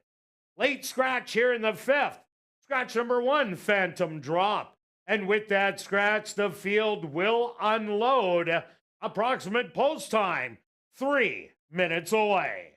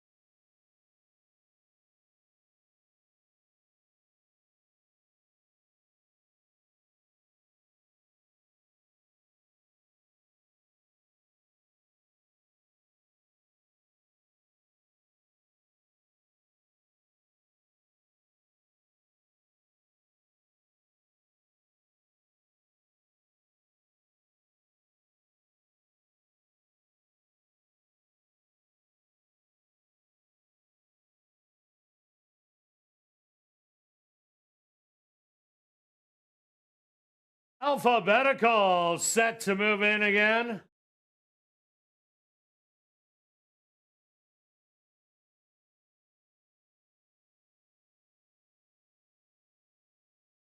Next up, Terawatt.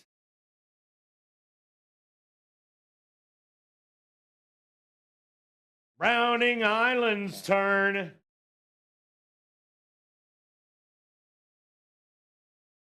CC's Kitten walks in.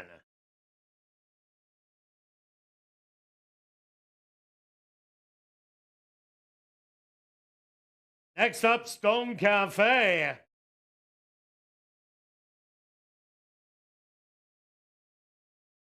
Mr. Hands On goes in. Just 2 left to load. Pucker.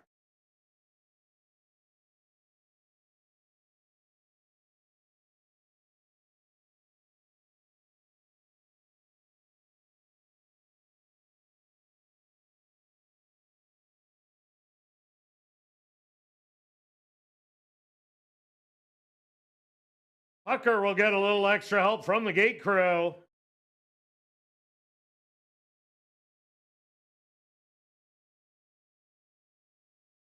He's in. And now the current 2-1 favorite. That's Cato's Lady to the outside.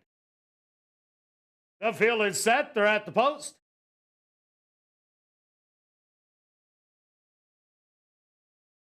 And they're off. From the far outside, Pucker shows some good early speed to capture the lead by a length. Cato's Lady on the outside in second. In between horses, CC's Kitten on the rail, Terawatt. Browning Island sitting back in fifth with Stone Cafe to the outside in sixth. Then it's alphabetical and well back to Mr. Hands On. The opening quarter, 22-2. The lead to Pucker, but Cato's Lady starting to reel him in. Browning Island trying to make a move on the outside in third. Hugging the rail is Terawatt. That opens up at the head of the lane. A short lead for Cato's Lady. Pucker on the inside. Terawatt coming up the rail, rallying in behind. That's going to be CC's Kitten, but Cato's Lady has the lead in late stretch, and she's going to win by 2. Rallying for second, CC's Kitten. Third's going to go to Terawatt, close for fourth.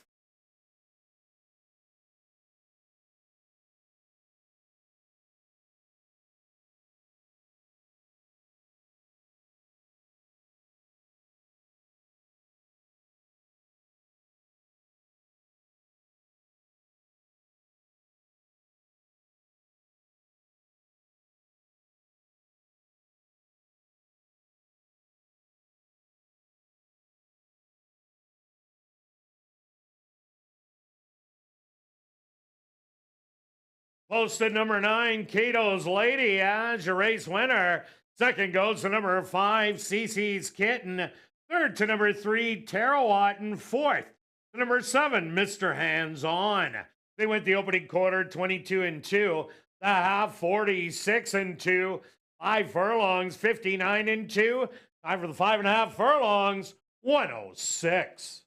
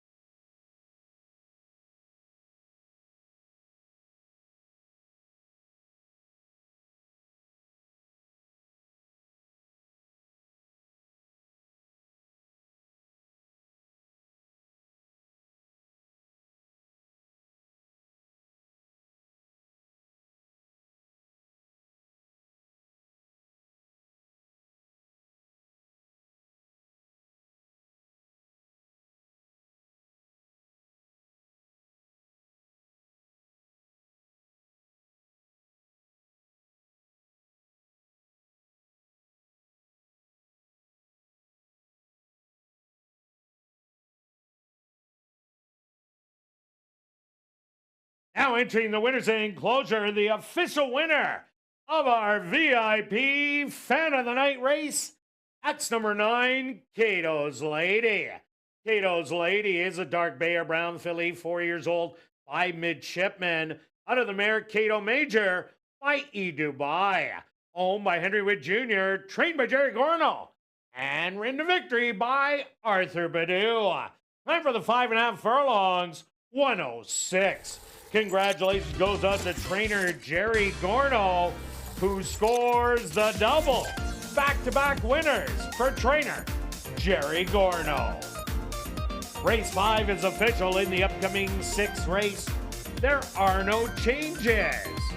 Post time for race number 6, 16 minutes away.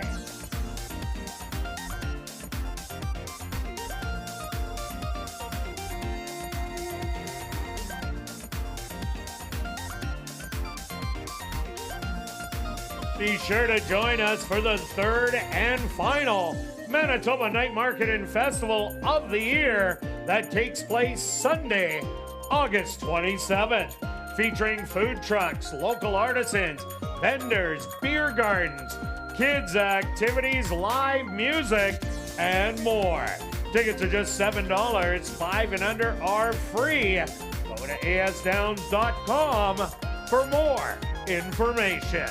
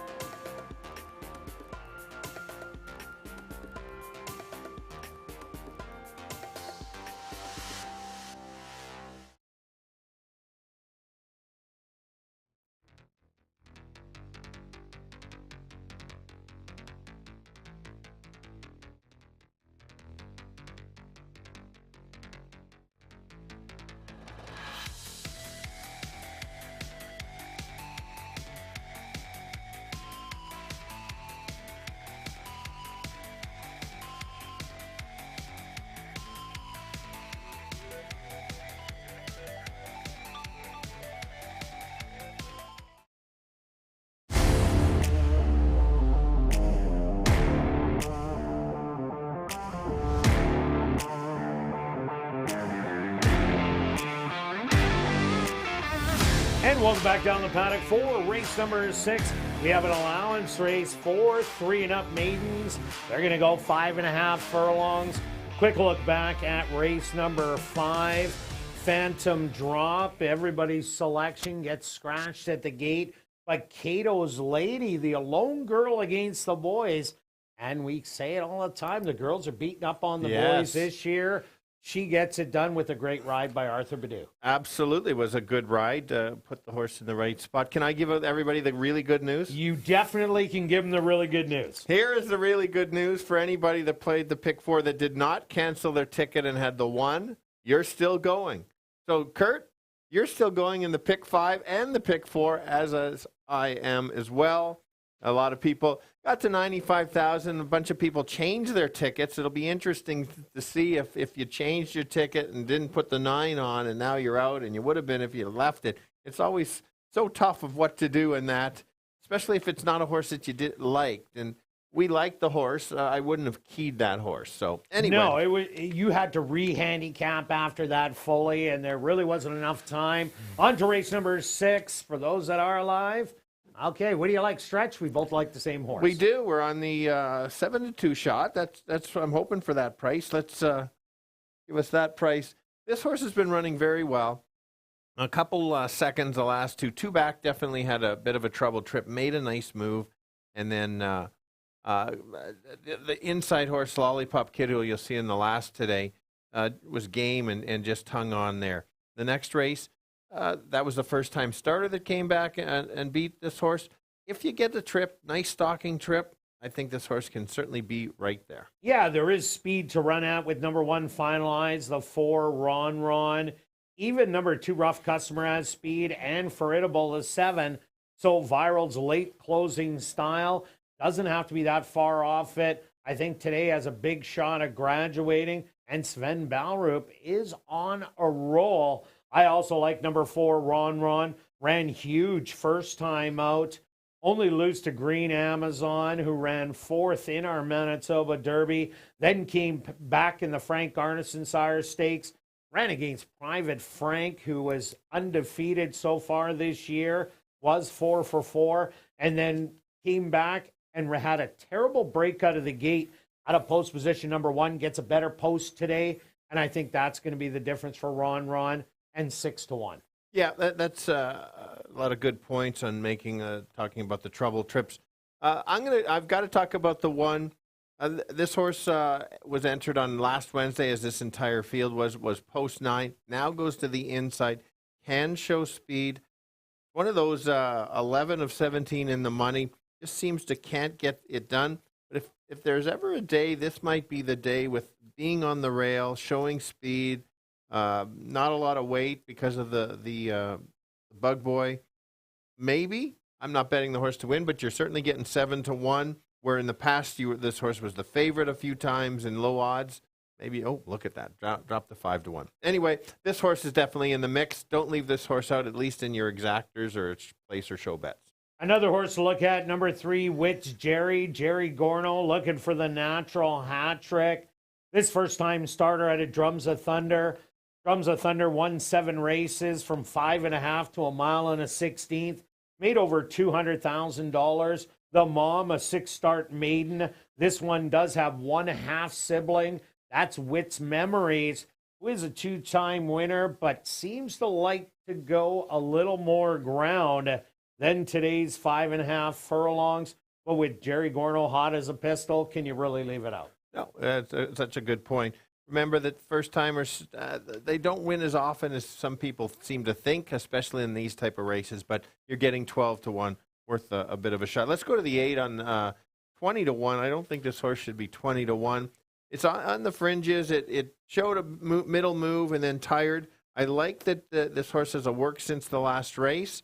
Could get the right trip. You get Antonio up, so that's certainly going to help. He's just, like you said, how hot he's riding, so you might want to include this one certainly in the tries. And number 7 is Formidable. This horse was claimed for $5,000 last time out. Has run at this main allowance level early on, but had to run against Jafafa and Finalize. That was not an easy race. but really jumps up here to this maiden allowance level. Will show speed in here, but there is lots of other speed. But the horse definitely can get a piece of things just by the way it's running. And did get beat as the favorite for 5,000, but might be able to step it up. For sure. And somehow I've missed my second pick in here. And as the current favorite, we've got to certainly talk about the Rough Customer. The key that you throw out the last race, that was in too tough. The mile race was a nice race. And you just look at this horse has been in the stake races, running against multiple winners. Just a matter of is 5.5 too short. And that's the concern. This horse has the figures. There are no stake horses in here just of yet. You can't leave this horse out. You should include it. 8-5 is expected. Yeah, another horse to look at, number 9, Thirsty Ears, draws the outside in here. As a 2-year-old, ran in all 3 stakes races, but unfortunately also ran into the winner, Diamond Digger, of all 3 of them. The best start was the Osiris, battled early, then got tired. That was a limited field of 4. Took the 3-year-old season off, comes back as a 4-year-old, but does have a good work coming in 48-3. Yeah, good. We'll see how that one goes. It's on the outside. And let's talk about the other invader coming from Turfway Park. Was in for a claiming tag. You got to be careful. 75 is the bottoms. But we've got 3 works coming in. They're short works, but certainly can step it up. It'll be a matter of if the horse can take to the dirt. All right, let's go to our wagers here in race 6 stretch. What do you have? I have a bold wager in here. I'm making the $100 wager on the 6th because I think this horse is the best, but just in case he's got a little second-itis, there we go. 2-1 big field. I could get a nice price here. Yeah, all you need is $3 to make a $50 profit. I'm going after the late pick 3. I'm taking 4, 6, and 9. Then I'm going to take 2, 3, 5, round it out with 3, 6, and 10. 3 horses each race, $27. Good luck with all your wagers here in race 6. And we'll see you back for race 7.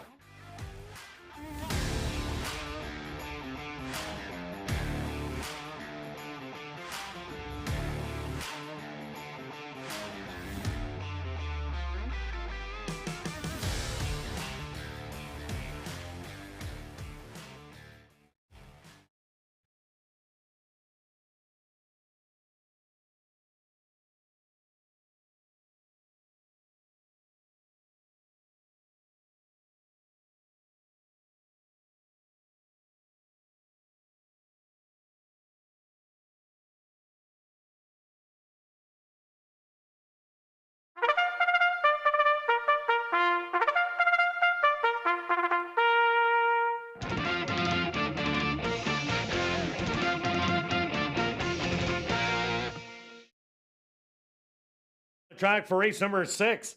They're going to go 5.5 furlongs for $20,000.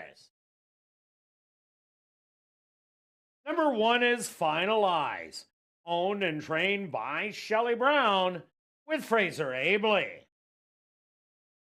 Number 2 is Rough Customer, owned by Ray Blessetti, trained by Rod Heggie with Andre Martin. Number 3 is Wits Jerry, owned by Henry Witt Jr., trained by Jerry Gorno with Stanley Shady Jr. Number 4 is Ron, owned by Arneson Farms, trained by Lise Pruitt with Jorge Carreño. Number 5 is El Muzzin, owned by Line Life Stable, trained by Ryan DeJarlis with Chavi and Chow.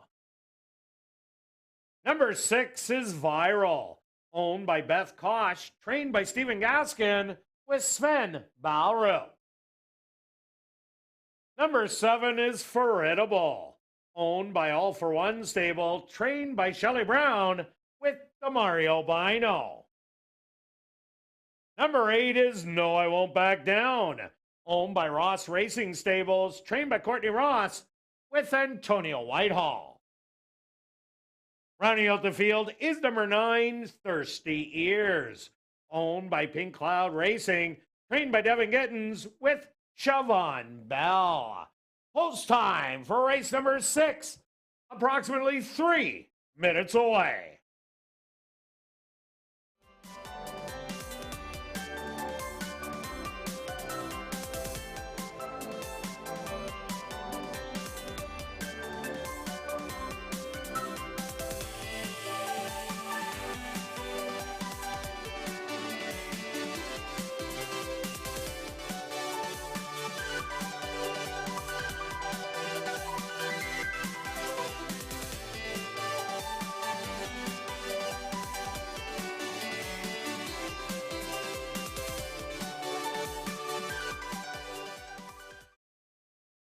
and gentlemen, turning your programs back to race number 5, we had a claim to report.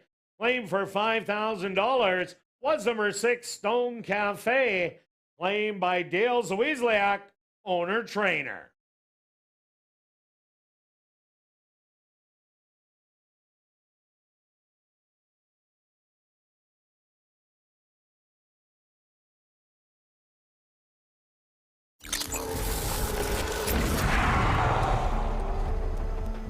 It's now 2 minutes to post time at ASD.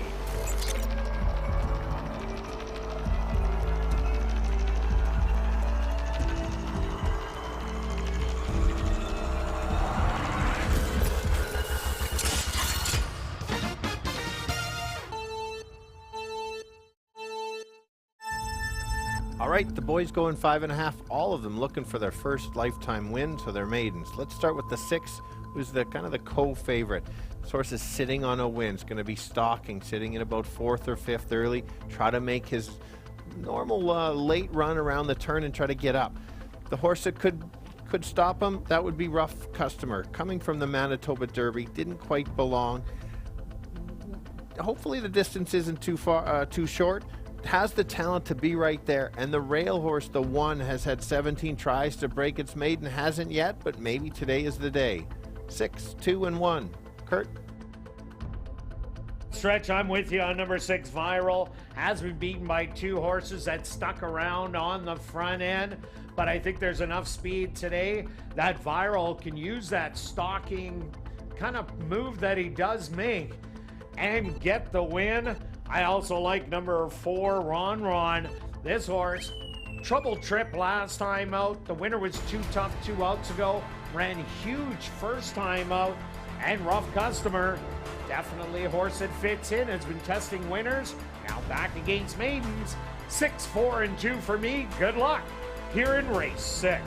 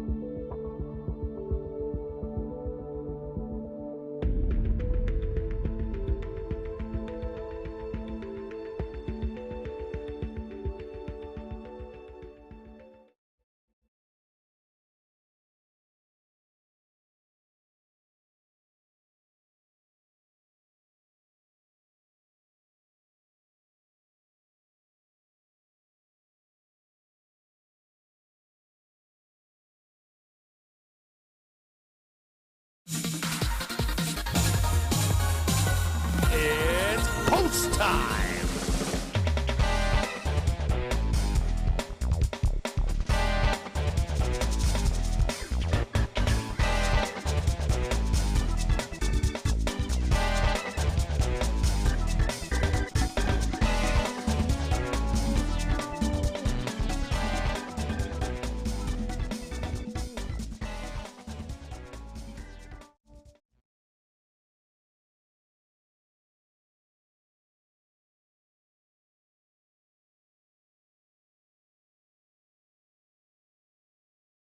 Finalize the first one in.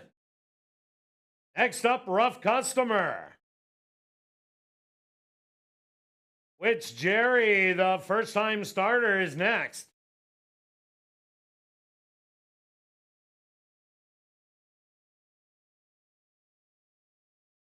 El Muzzin set to go in.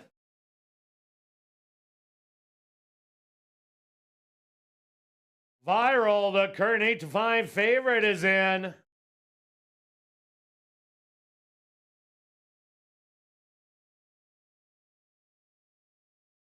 Next up, Forgettable.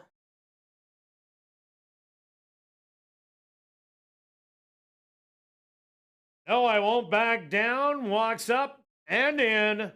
2 left to load.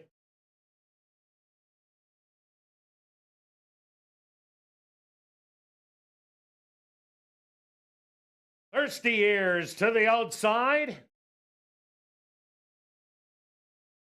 Now just waiting on Ron.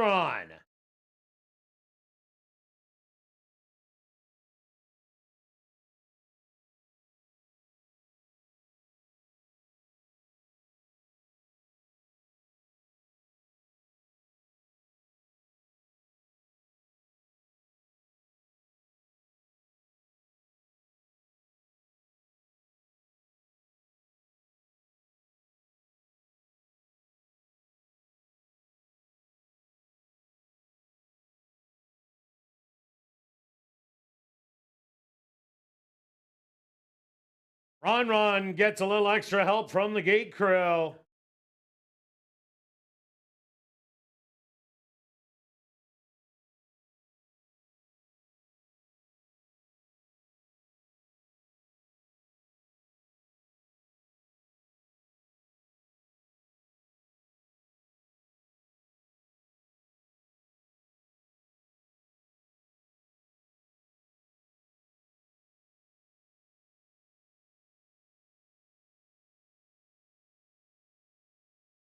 Few more helping hands join. And a great job by the gate crew getting Ron in. The field is set. They're at the post.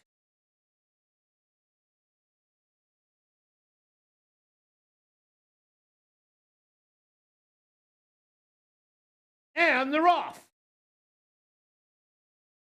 A little bit of a troubled start for Witch Jerry and El Muzzin.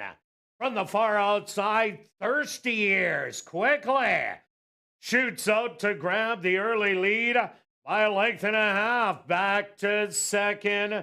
That's going to be Rough Customer. In between horses, Ron. 3 wide for Edible.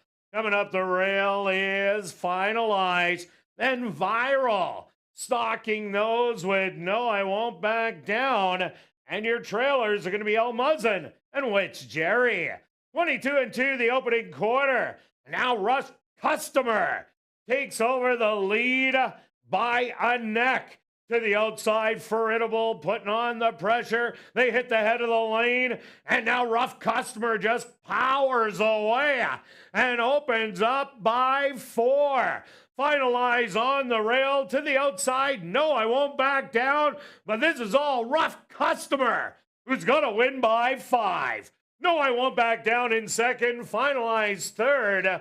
Viral rounds out your top 4. Gentlemen, please hold all tickets. A Stewart's inquiry into the start of race number 6.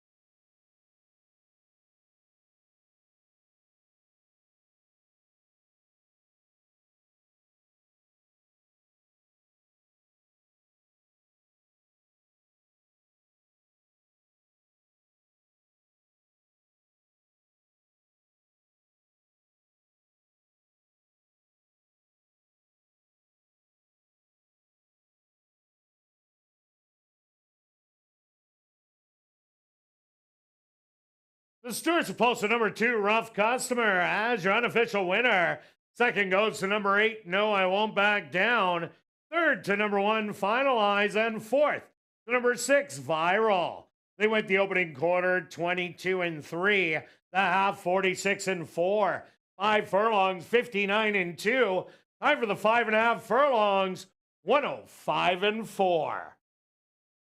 Once again, ladies and gentlemen, please hold all tickets. A Stewart's inquiry into the running of race number 6.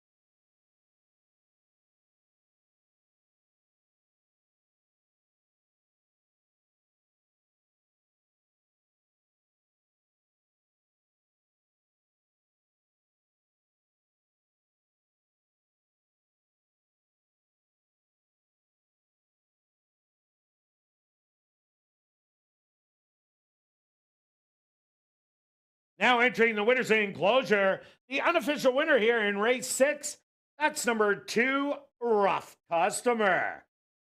Rough Customer is a big gelding, 3 years old, by Cape Canaveral, out of the mare Ruby in the Rough by Tribal Rule. Owned by Ray Blessetti, trained by Rod Heggie, and ridden to unofficial victory by Andre Martin. Time for the 5.5 furlongs, 105 and 4.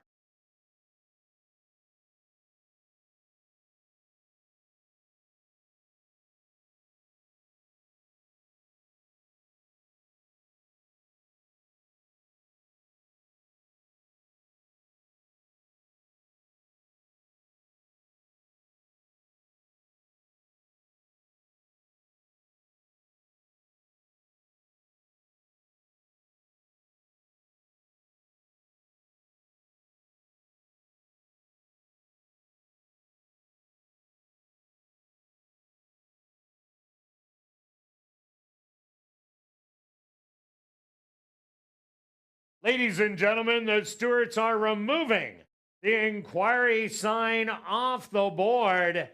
2, 8, 1, and 6 will become official.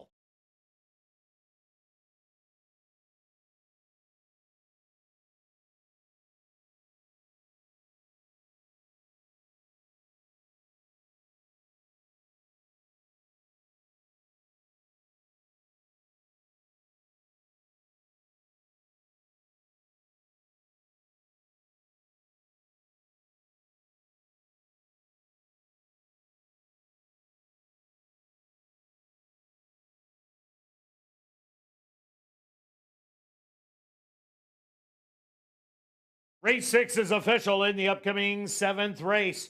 Our first of 2 classic high 5 races. There are no changes. Classic high 5 and late double wagering here in race number 7.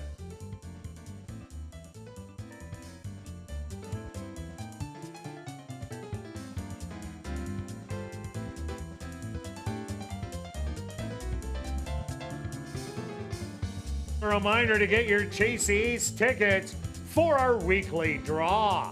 The progressive jackpot is guaranteed at $5,000 if you pick the Ace of Diamonds. Tickets start at $5 and are available online at asdowns-cta.com or in person at guest services or at the VLT cashier's cage. The weekly draw takes place tomorrow at 9 p.m., so get your tickets now.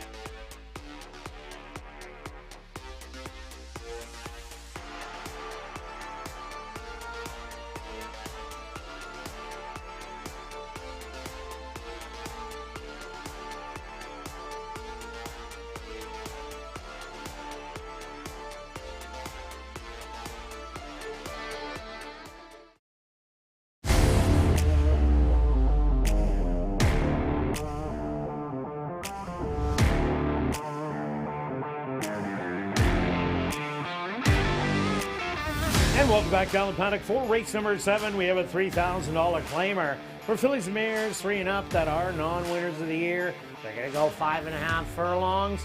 Let's take a look back at race number 6. Well-stretched, rough customer. Really like to drop down to the maiden company after running all the stakes. Yeah, you just look at the company, and I really think that the missing last race or skipping a week really helped this horse. This horse was sharp, ready to go, and will no longer be. We'll probably get back to the allowance level, the allowance non-2. Oh, definitely will. That'll be the next stepping stone. Okay, on to race number 7, Stretch. What do you like? Okay, interesting. The favorite. I do not like the favorite. Just on the know what I mean now? Who's in the race, but certainly can win. It's got speed. Let's go to a bit of a price horse.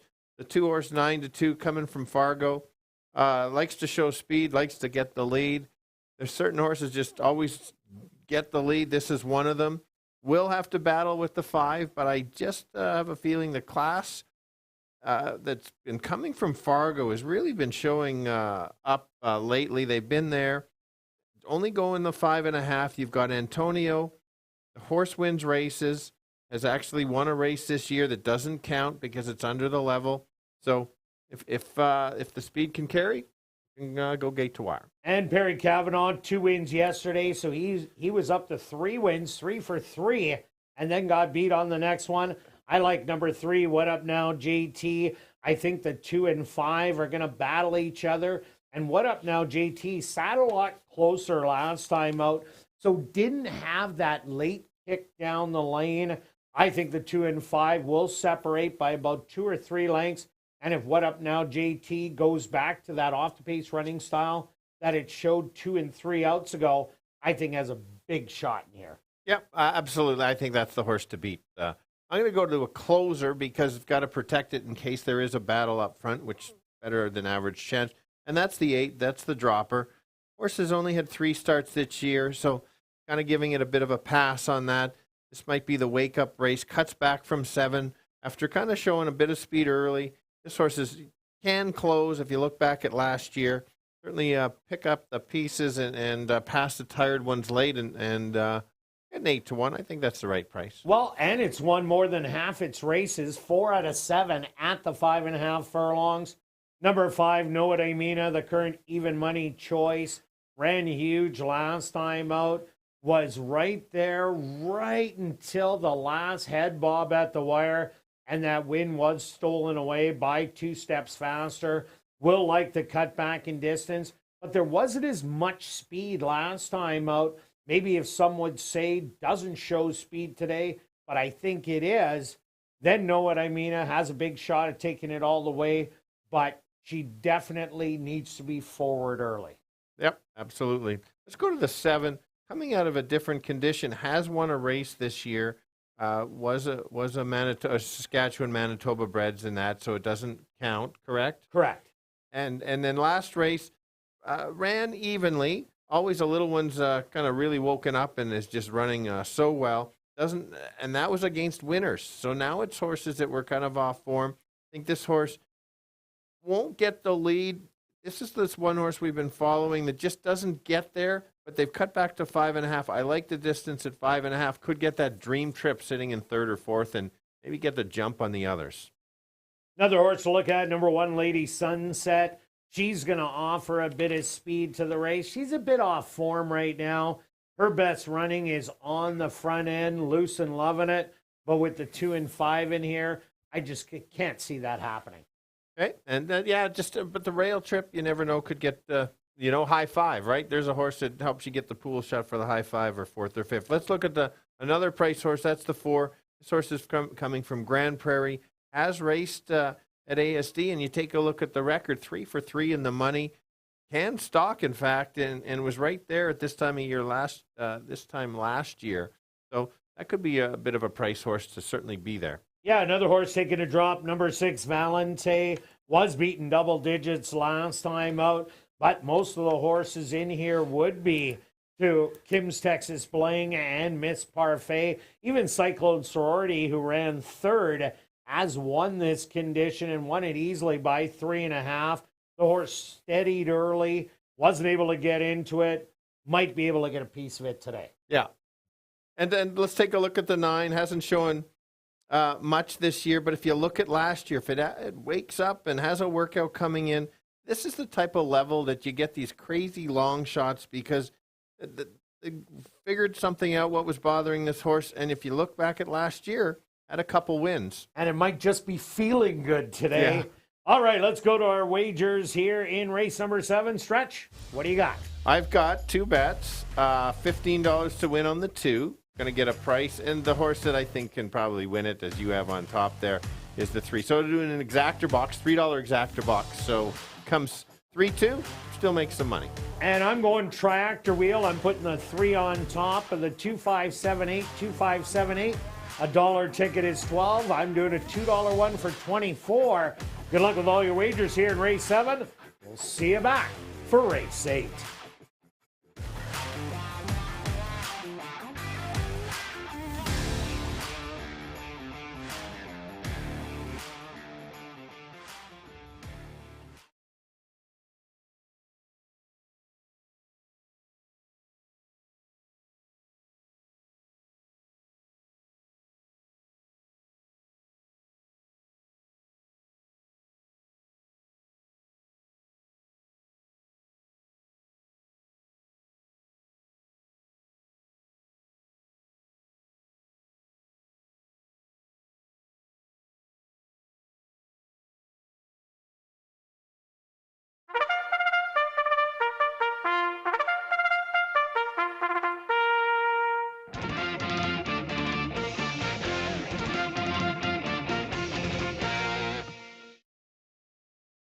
Track for race number 7. They're going to go 5.5 furlongs for $10,000. Number 1 is Lady Sunset, owned by Hetty Kling and Maria Stanford, trained by Maria Stanford with Ronald Alley. Number 2 is Some Would Say, owned by Bruno Cavanaugh, trained by Perry Cavanaugh with Antonio Whitehall. Number 3 is What Up Now, JT, owned by Wind Dancer Stable, trained by Wendy Anderson with Fraser Abley. Number 4 is Mermaid Kisses, owned by Kevin Moskwa, trained by Mike Tronjo with Praven Badri. Number 5 is Know What I Mean, owned by A2 Thoroughbreds, trained by Michael Nault with Chavi and Chow. Number 6 is Valente, owned by Vela K. Butler, trained by Jennifer Jordan with Nyrone Austin. Number 7 is Living Sky, owned by Henry Witt Jr., trained by Jerry Gorno with Neville Stevenson. Number 8 is NJ's Brass, owned and trained by Don Senebald with Siobhan Bell. Rounding out the field is number 9, Hee Hee Runaway, owned by 2 Points Ranch, trained by Jared Brown with Arthur Badu. Classic high 5 wagering here in race number 7. They'll go to post in approximately 3 minutes.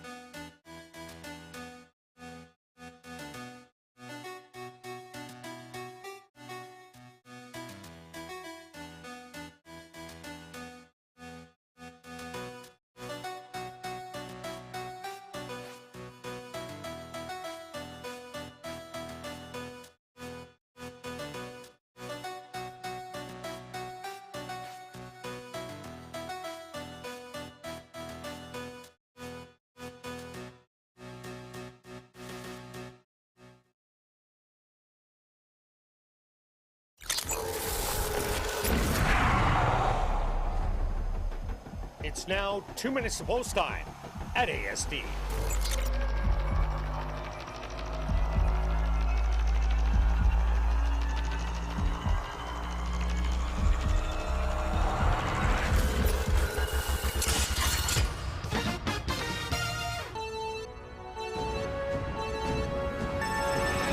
this race is with the girls.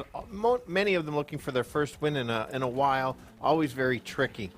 5 is the favorite, but let's try to beat her. Let's go to the 2, the other speed. Hopefully the speed of the speed. Try to carry that speed. It's coming from Fargo, raced at Batera Park, showing some good speed. Certainly can upset the field.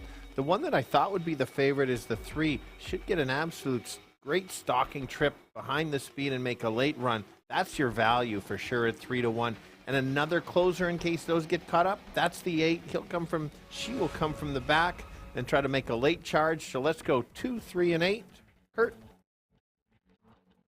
Speed's been doing well on the track, but I think the 2 and 5 are going to hook up on the front end, going the 5.5. And what up now, JT? The 3 is just going to sit behind a couple lengths off and make that late charge. Was the chaser last time out.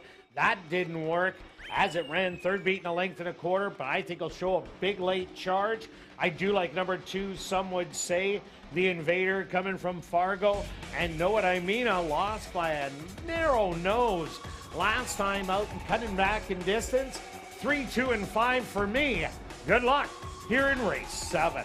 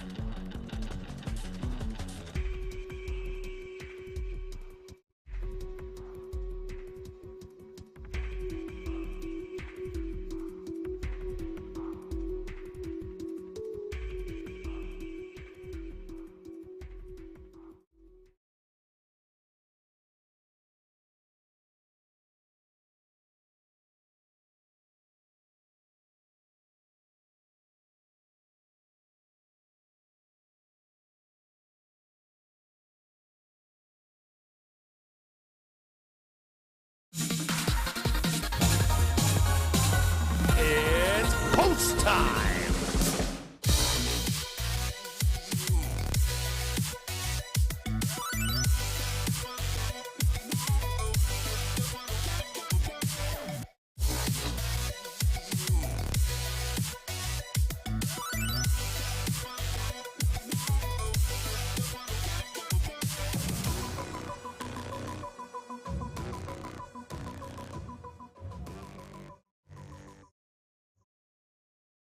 Sunset, the first into the starting gate.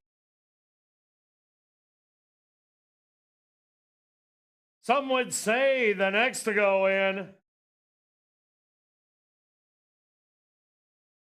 The co-favorite at 2-1. What up now? JT's turn. Mermaid Kisses is next.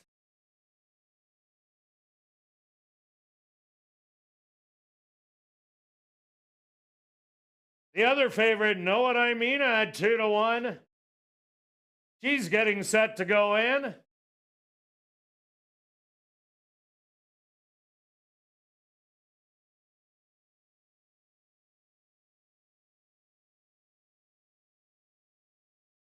Valente will be next.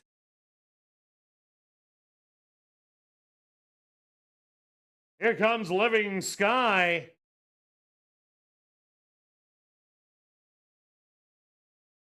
Two left to load. NJ's Brass.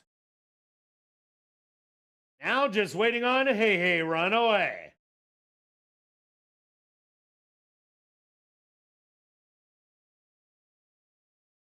Valente fractious in the starting gate.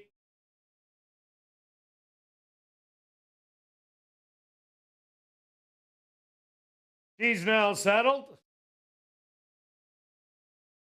They're at the post, and they're off. From the far outside, Hey Runaway.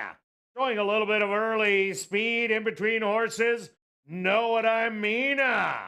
She's headed right out with Lady Sunset to her inside. Back in third, Hey Runaway.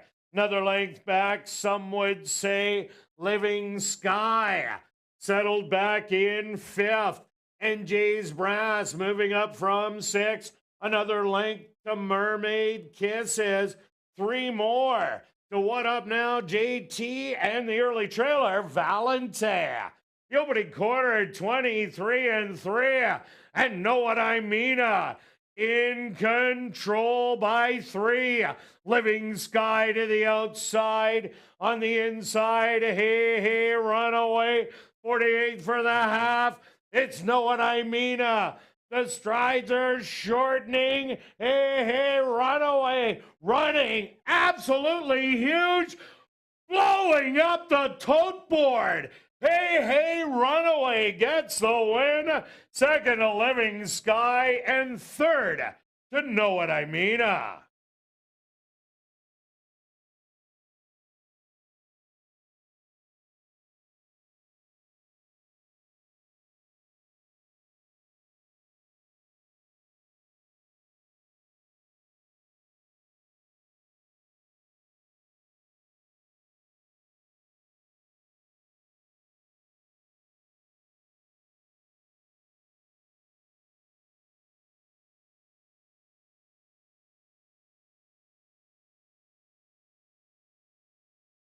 I've requested a photograph to determine the winning horse. They went the opening quarter 23 and 3, the half 48 seconds, 5 furlongs, 101 and 3. Time for the 5.5 furlongs, 108 and 2.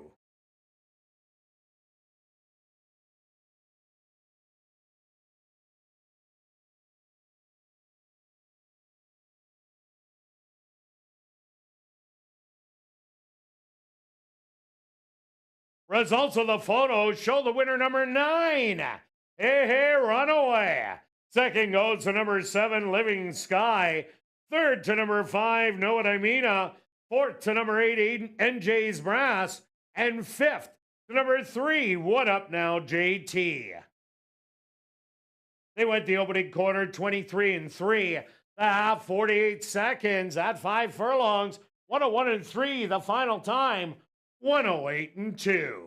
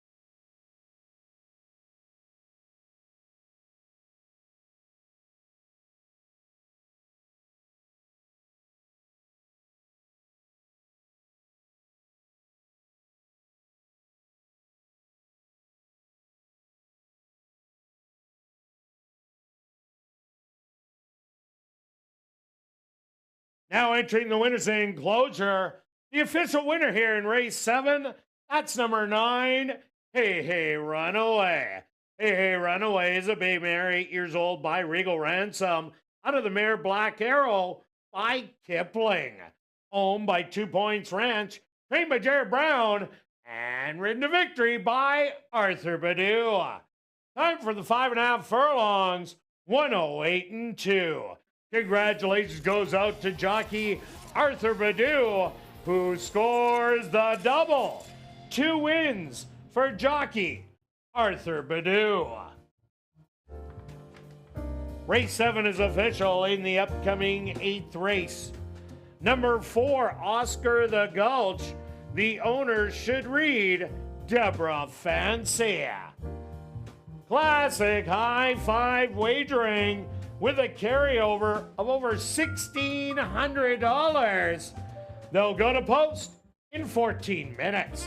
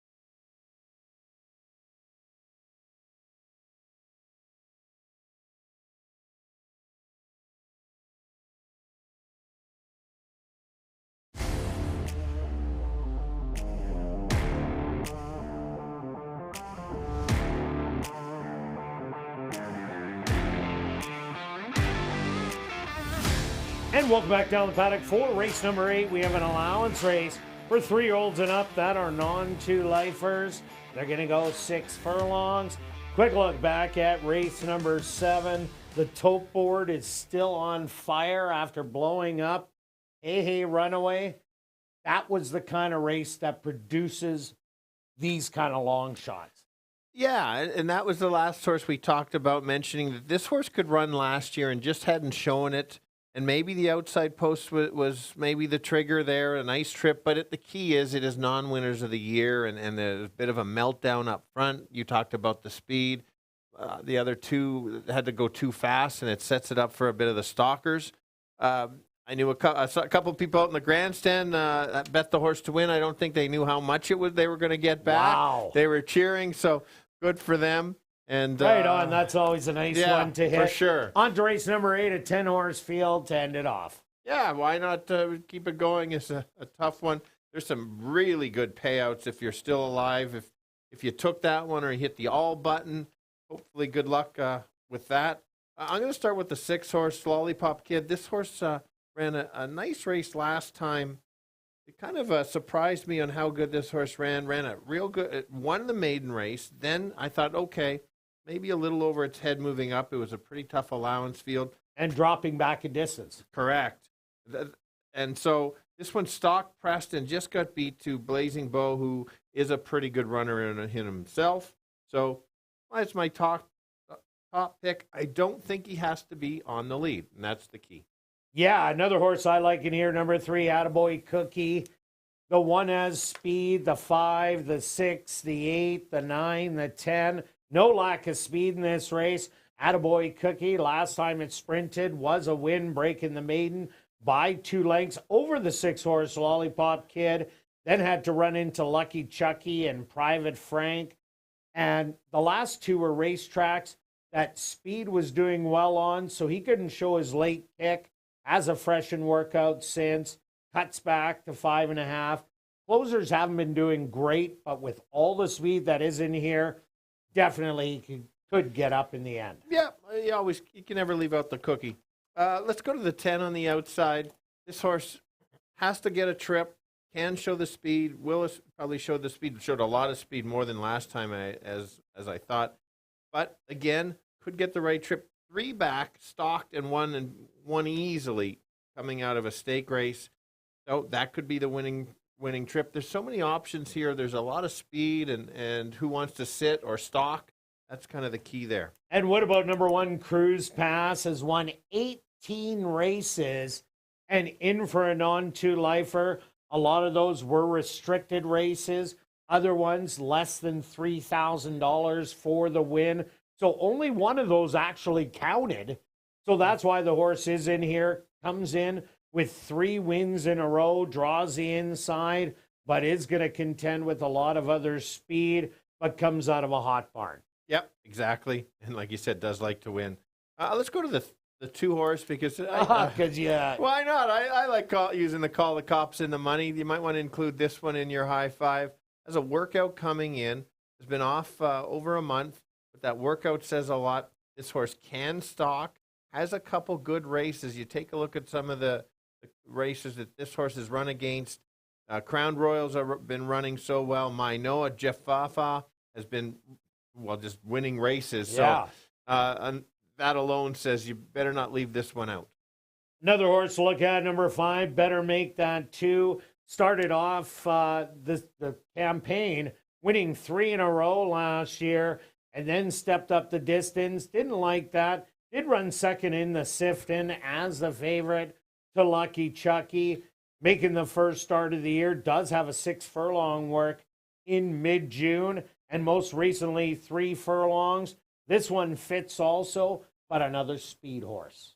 For sure. And let's go to the first time starter that won last time. Was very game. I liked how this horse battled back. The 8-horse going off at 8-1. It's always tough to win back-to-back, kind of moving up. But has a workout since, and that horse was so game in the lane last time, just kind of dug in.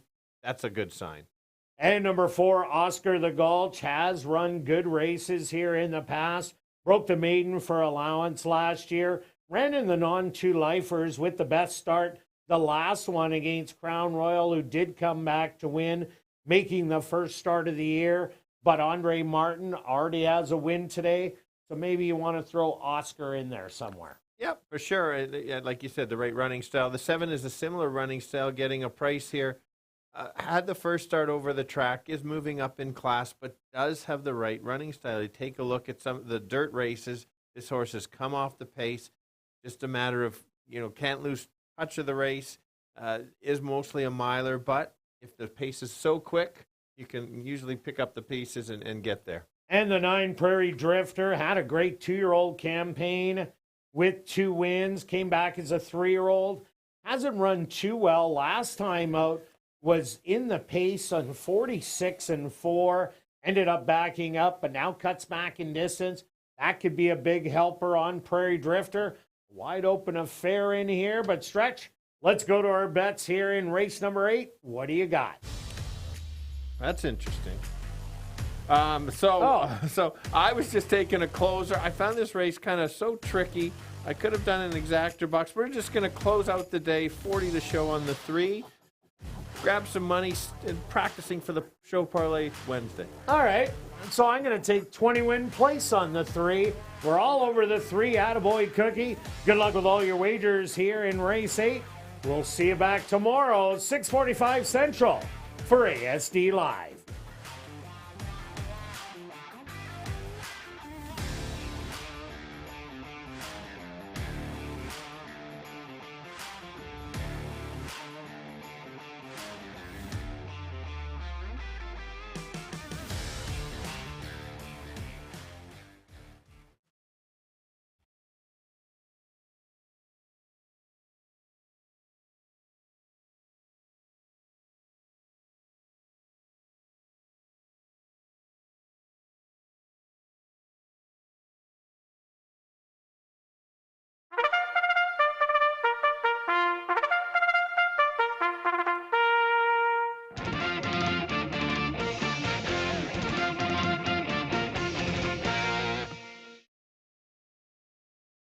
The track for race number 8, they're going to go 6 furlongs for $18,000.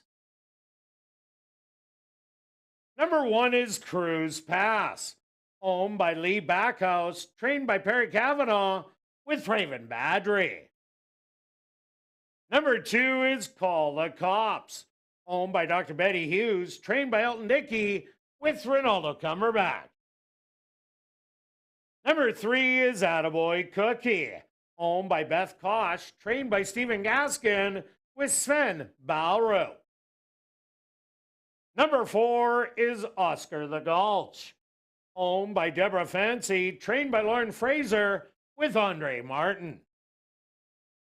Number 5 is Better Make That 2, owned by Two Bit Outfit, trained by Larry Sizik with Neville Stevenson. Number 6 is Lollipop Kid, owned by Shelley Brown, Oslin Bell, and Christina Bell, trained by Shelley Brown with Fraser Abley. Number 7 is Picking Up Strangers, owned by Henry Witt Jr., trained by Jerry Gorno with Siobhan Bell.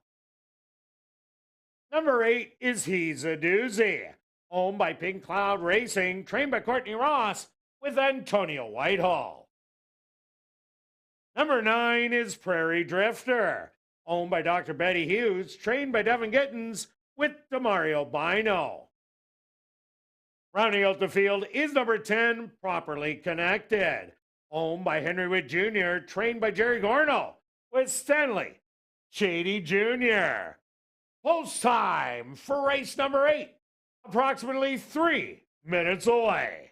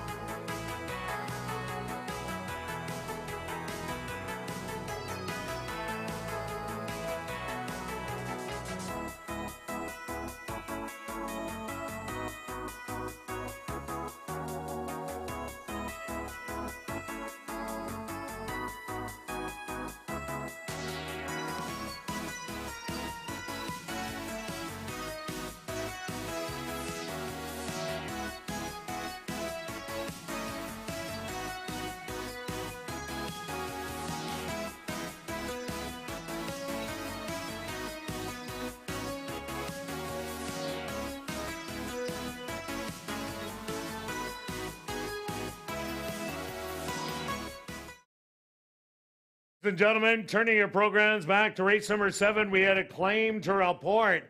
Claim for $3,000 was number 5, Know What I Mean, claimed by Perry Kavanaugh, owner-trainer.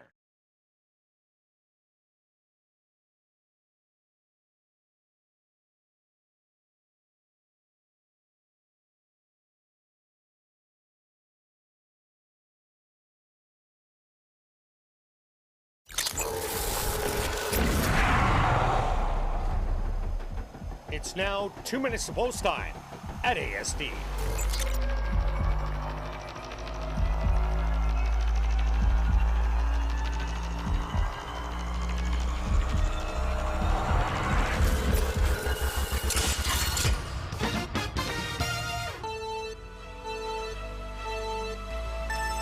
All right, full field of 10 boys going 6 furlongs in a talented field. Many good runners in here. Let's start on the middle of the race at the 6th horse. Ran a real good second last time. Improving horse. Won its maiden 2 back. Could get that stalking trip.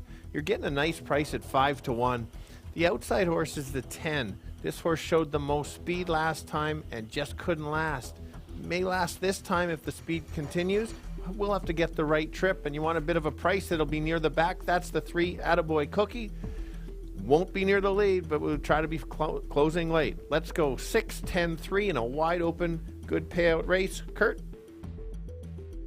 Stretch, I did go to number 3 Attaboy Cookie with all the speed that's in here.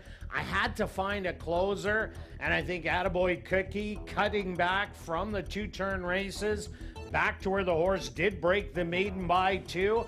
I think that's going to be the key. I do like number 6 Lollipop Kid, who ran absolutely huge last time out and properly connected to the outside. 3, 6, and 10 for me. Good luck here in race 8.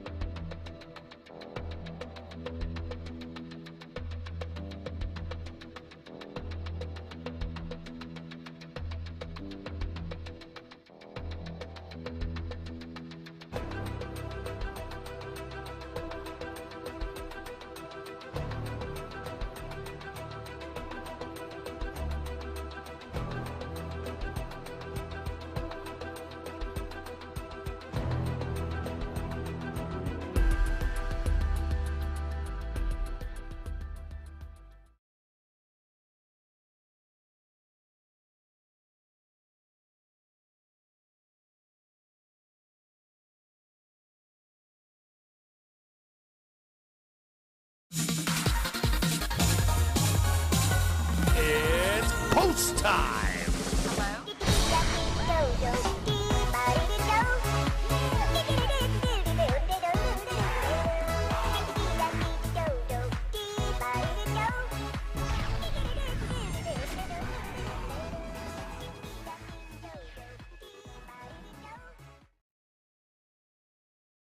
Pass leads them in for the nightcap.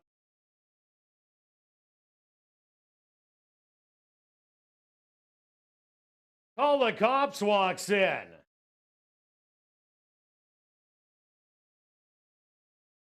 Next up, Attaboy Cookie.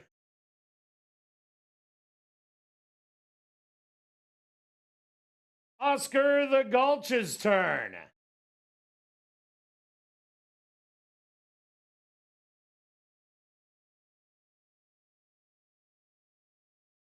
Better make that 2 set to go in.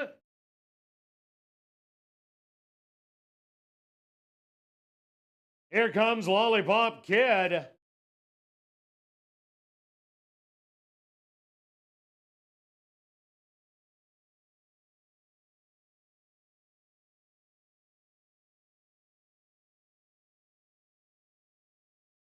Picking up Strangers, walks right in. He's a Doozy's turn. Just 2 left to go. Prairie Drifter.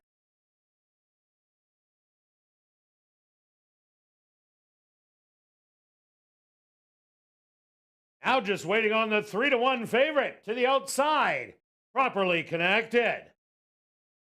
The field is set. They're at the post.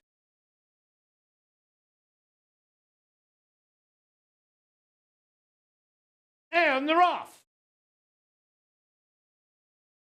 From the middle of the track, Lollipop Kid. Showing some good early speed to the inside. Call the cops up there early. 3 wide, properly connected. Settled in behind. Is going to be better make that 2, and he's a doozy. On the rail, cruise pass. Then another length. That's going to be picking up Strangers, Prairie Drifter. And back to Oscar the Gulch and Attaboy Cookie, who could see them all. 22-1 the opening quarter. And it's Lollipop Kid and Properly Connected battling it out. He's a doozy. Making a bold 3 wide move on the inside. Call the cops. Prairie Drifter making a wide bid. They hit the head of the lane. Lollipop Kid with the lead. He's a doozy to the outside. Looking for a seam in between horses. That's picking up Strangers. Picking up Strangers with the lead. He's a doozy. A late rally by Attaboy Cookie, but it's going to be He's a Doozy who gets the win. Picking up Strangers second. Attaboy Cookie rounds out the top 3.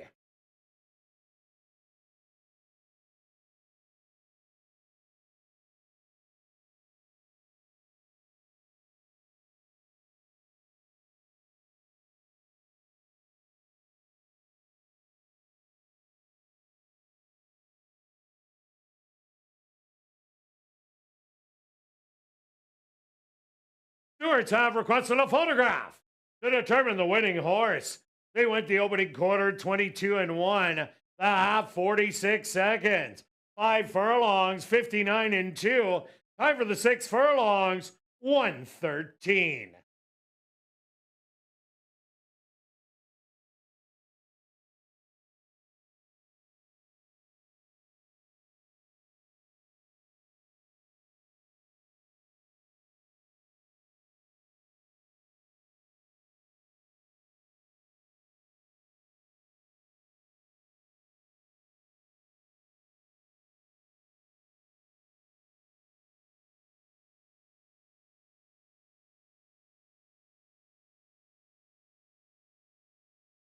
Also, the photos show the winner, number 8.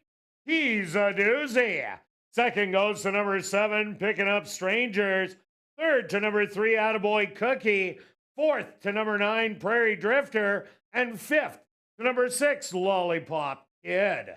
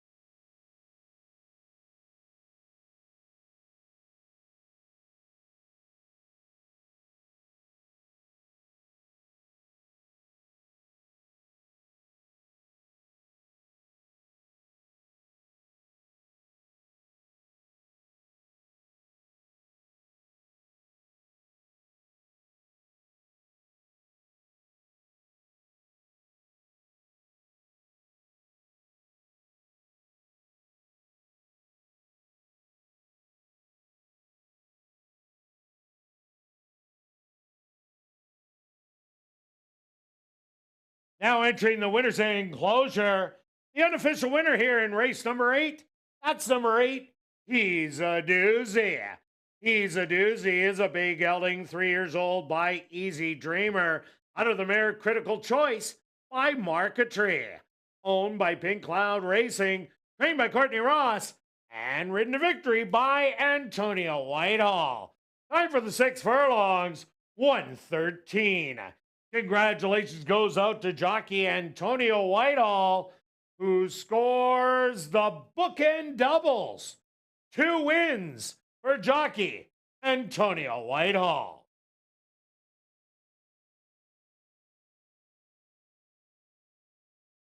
Well, now it's time to head up to the clubhouse to enjoy Crazy Hour on the second level. Beer, shots, and wine, $4.75 and 25% off all appetizers. Racing resumes tomorrow at 7:30. See you then. But those on hand, head up to the clubhouse for Crazy Hour.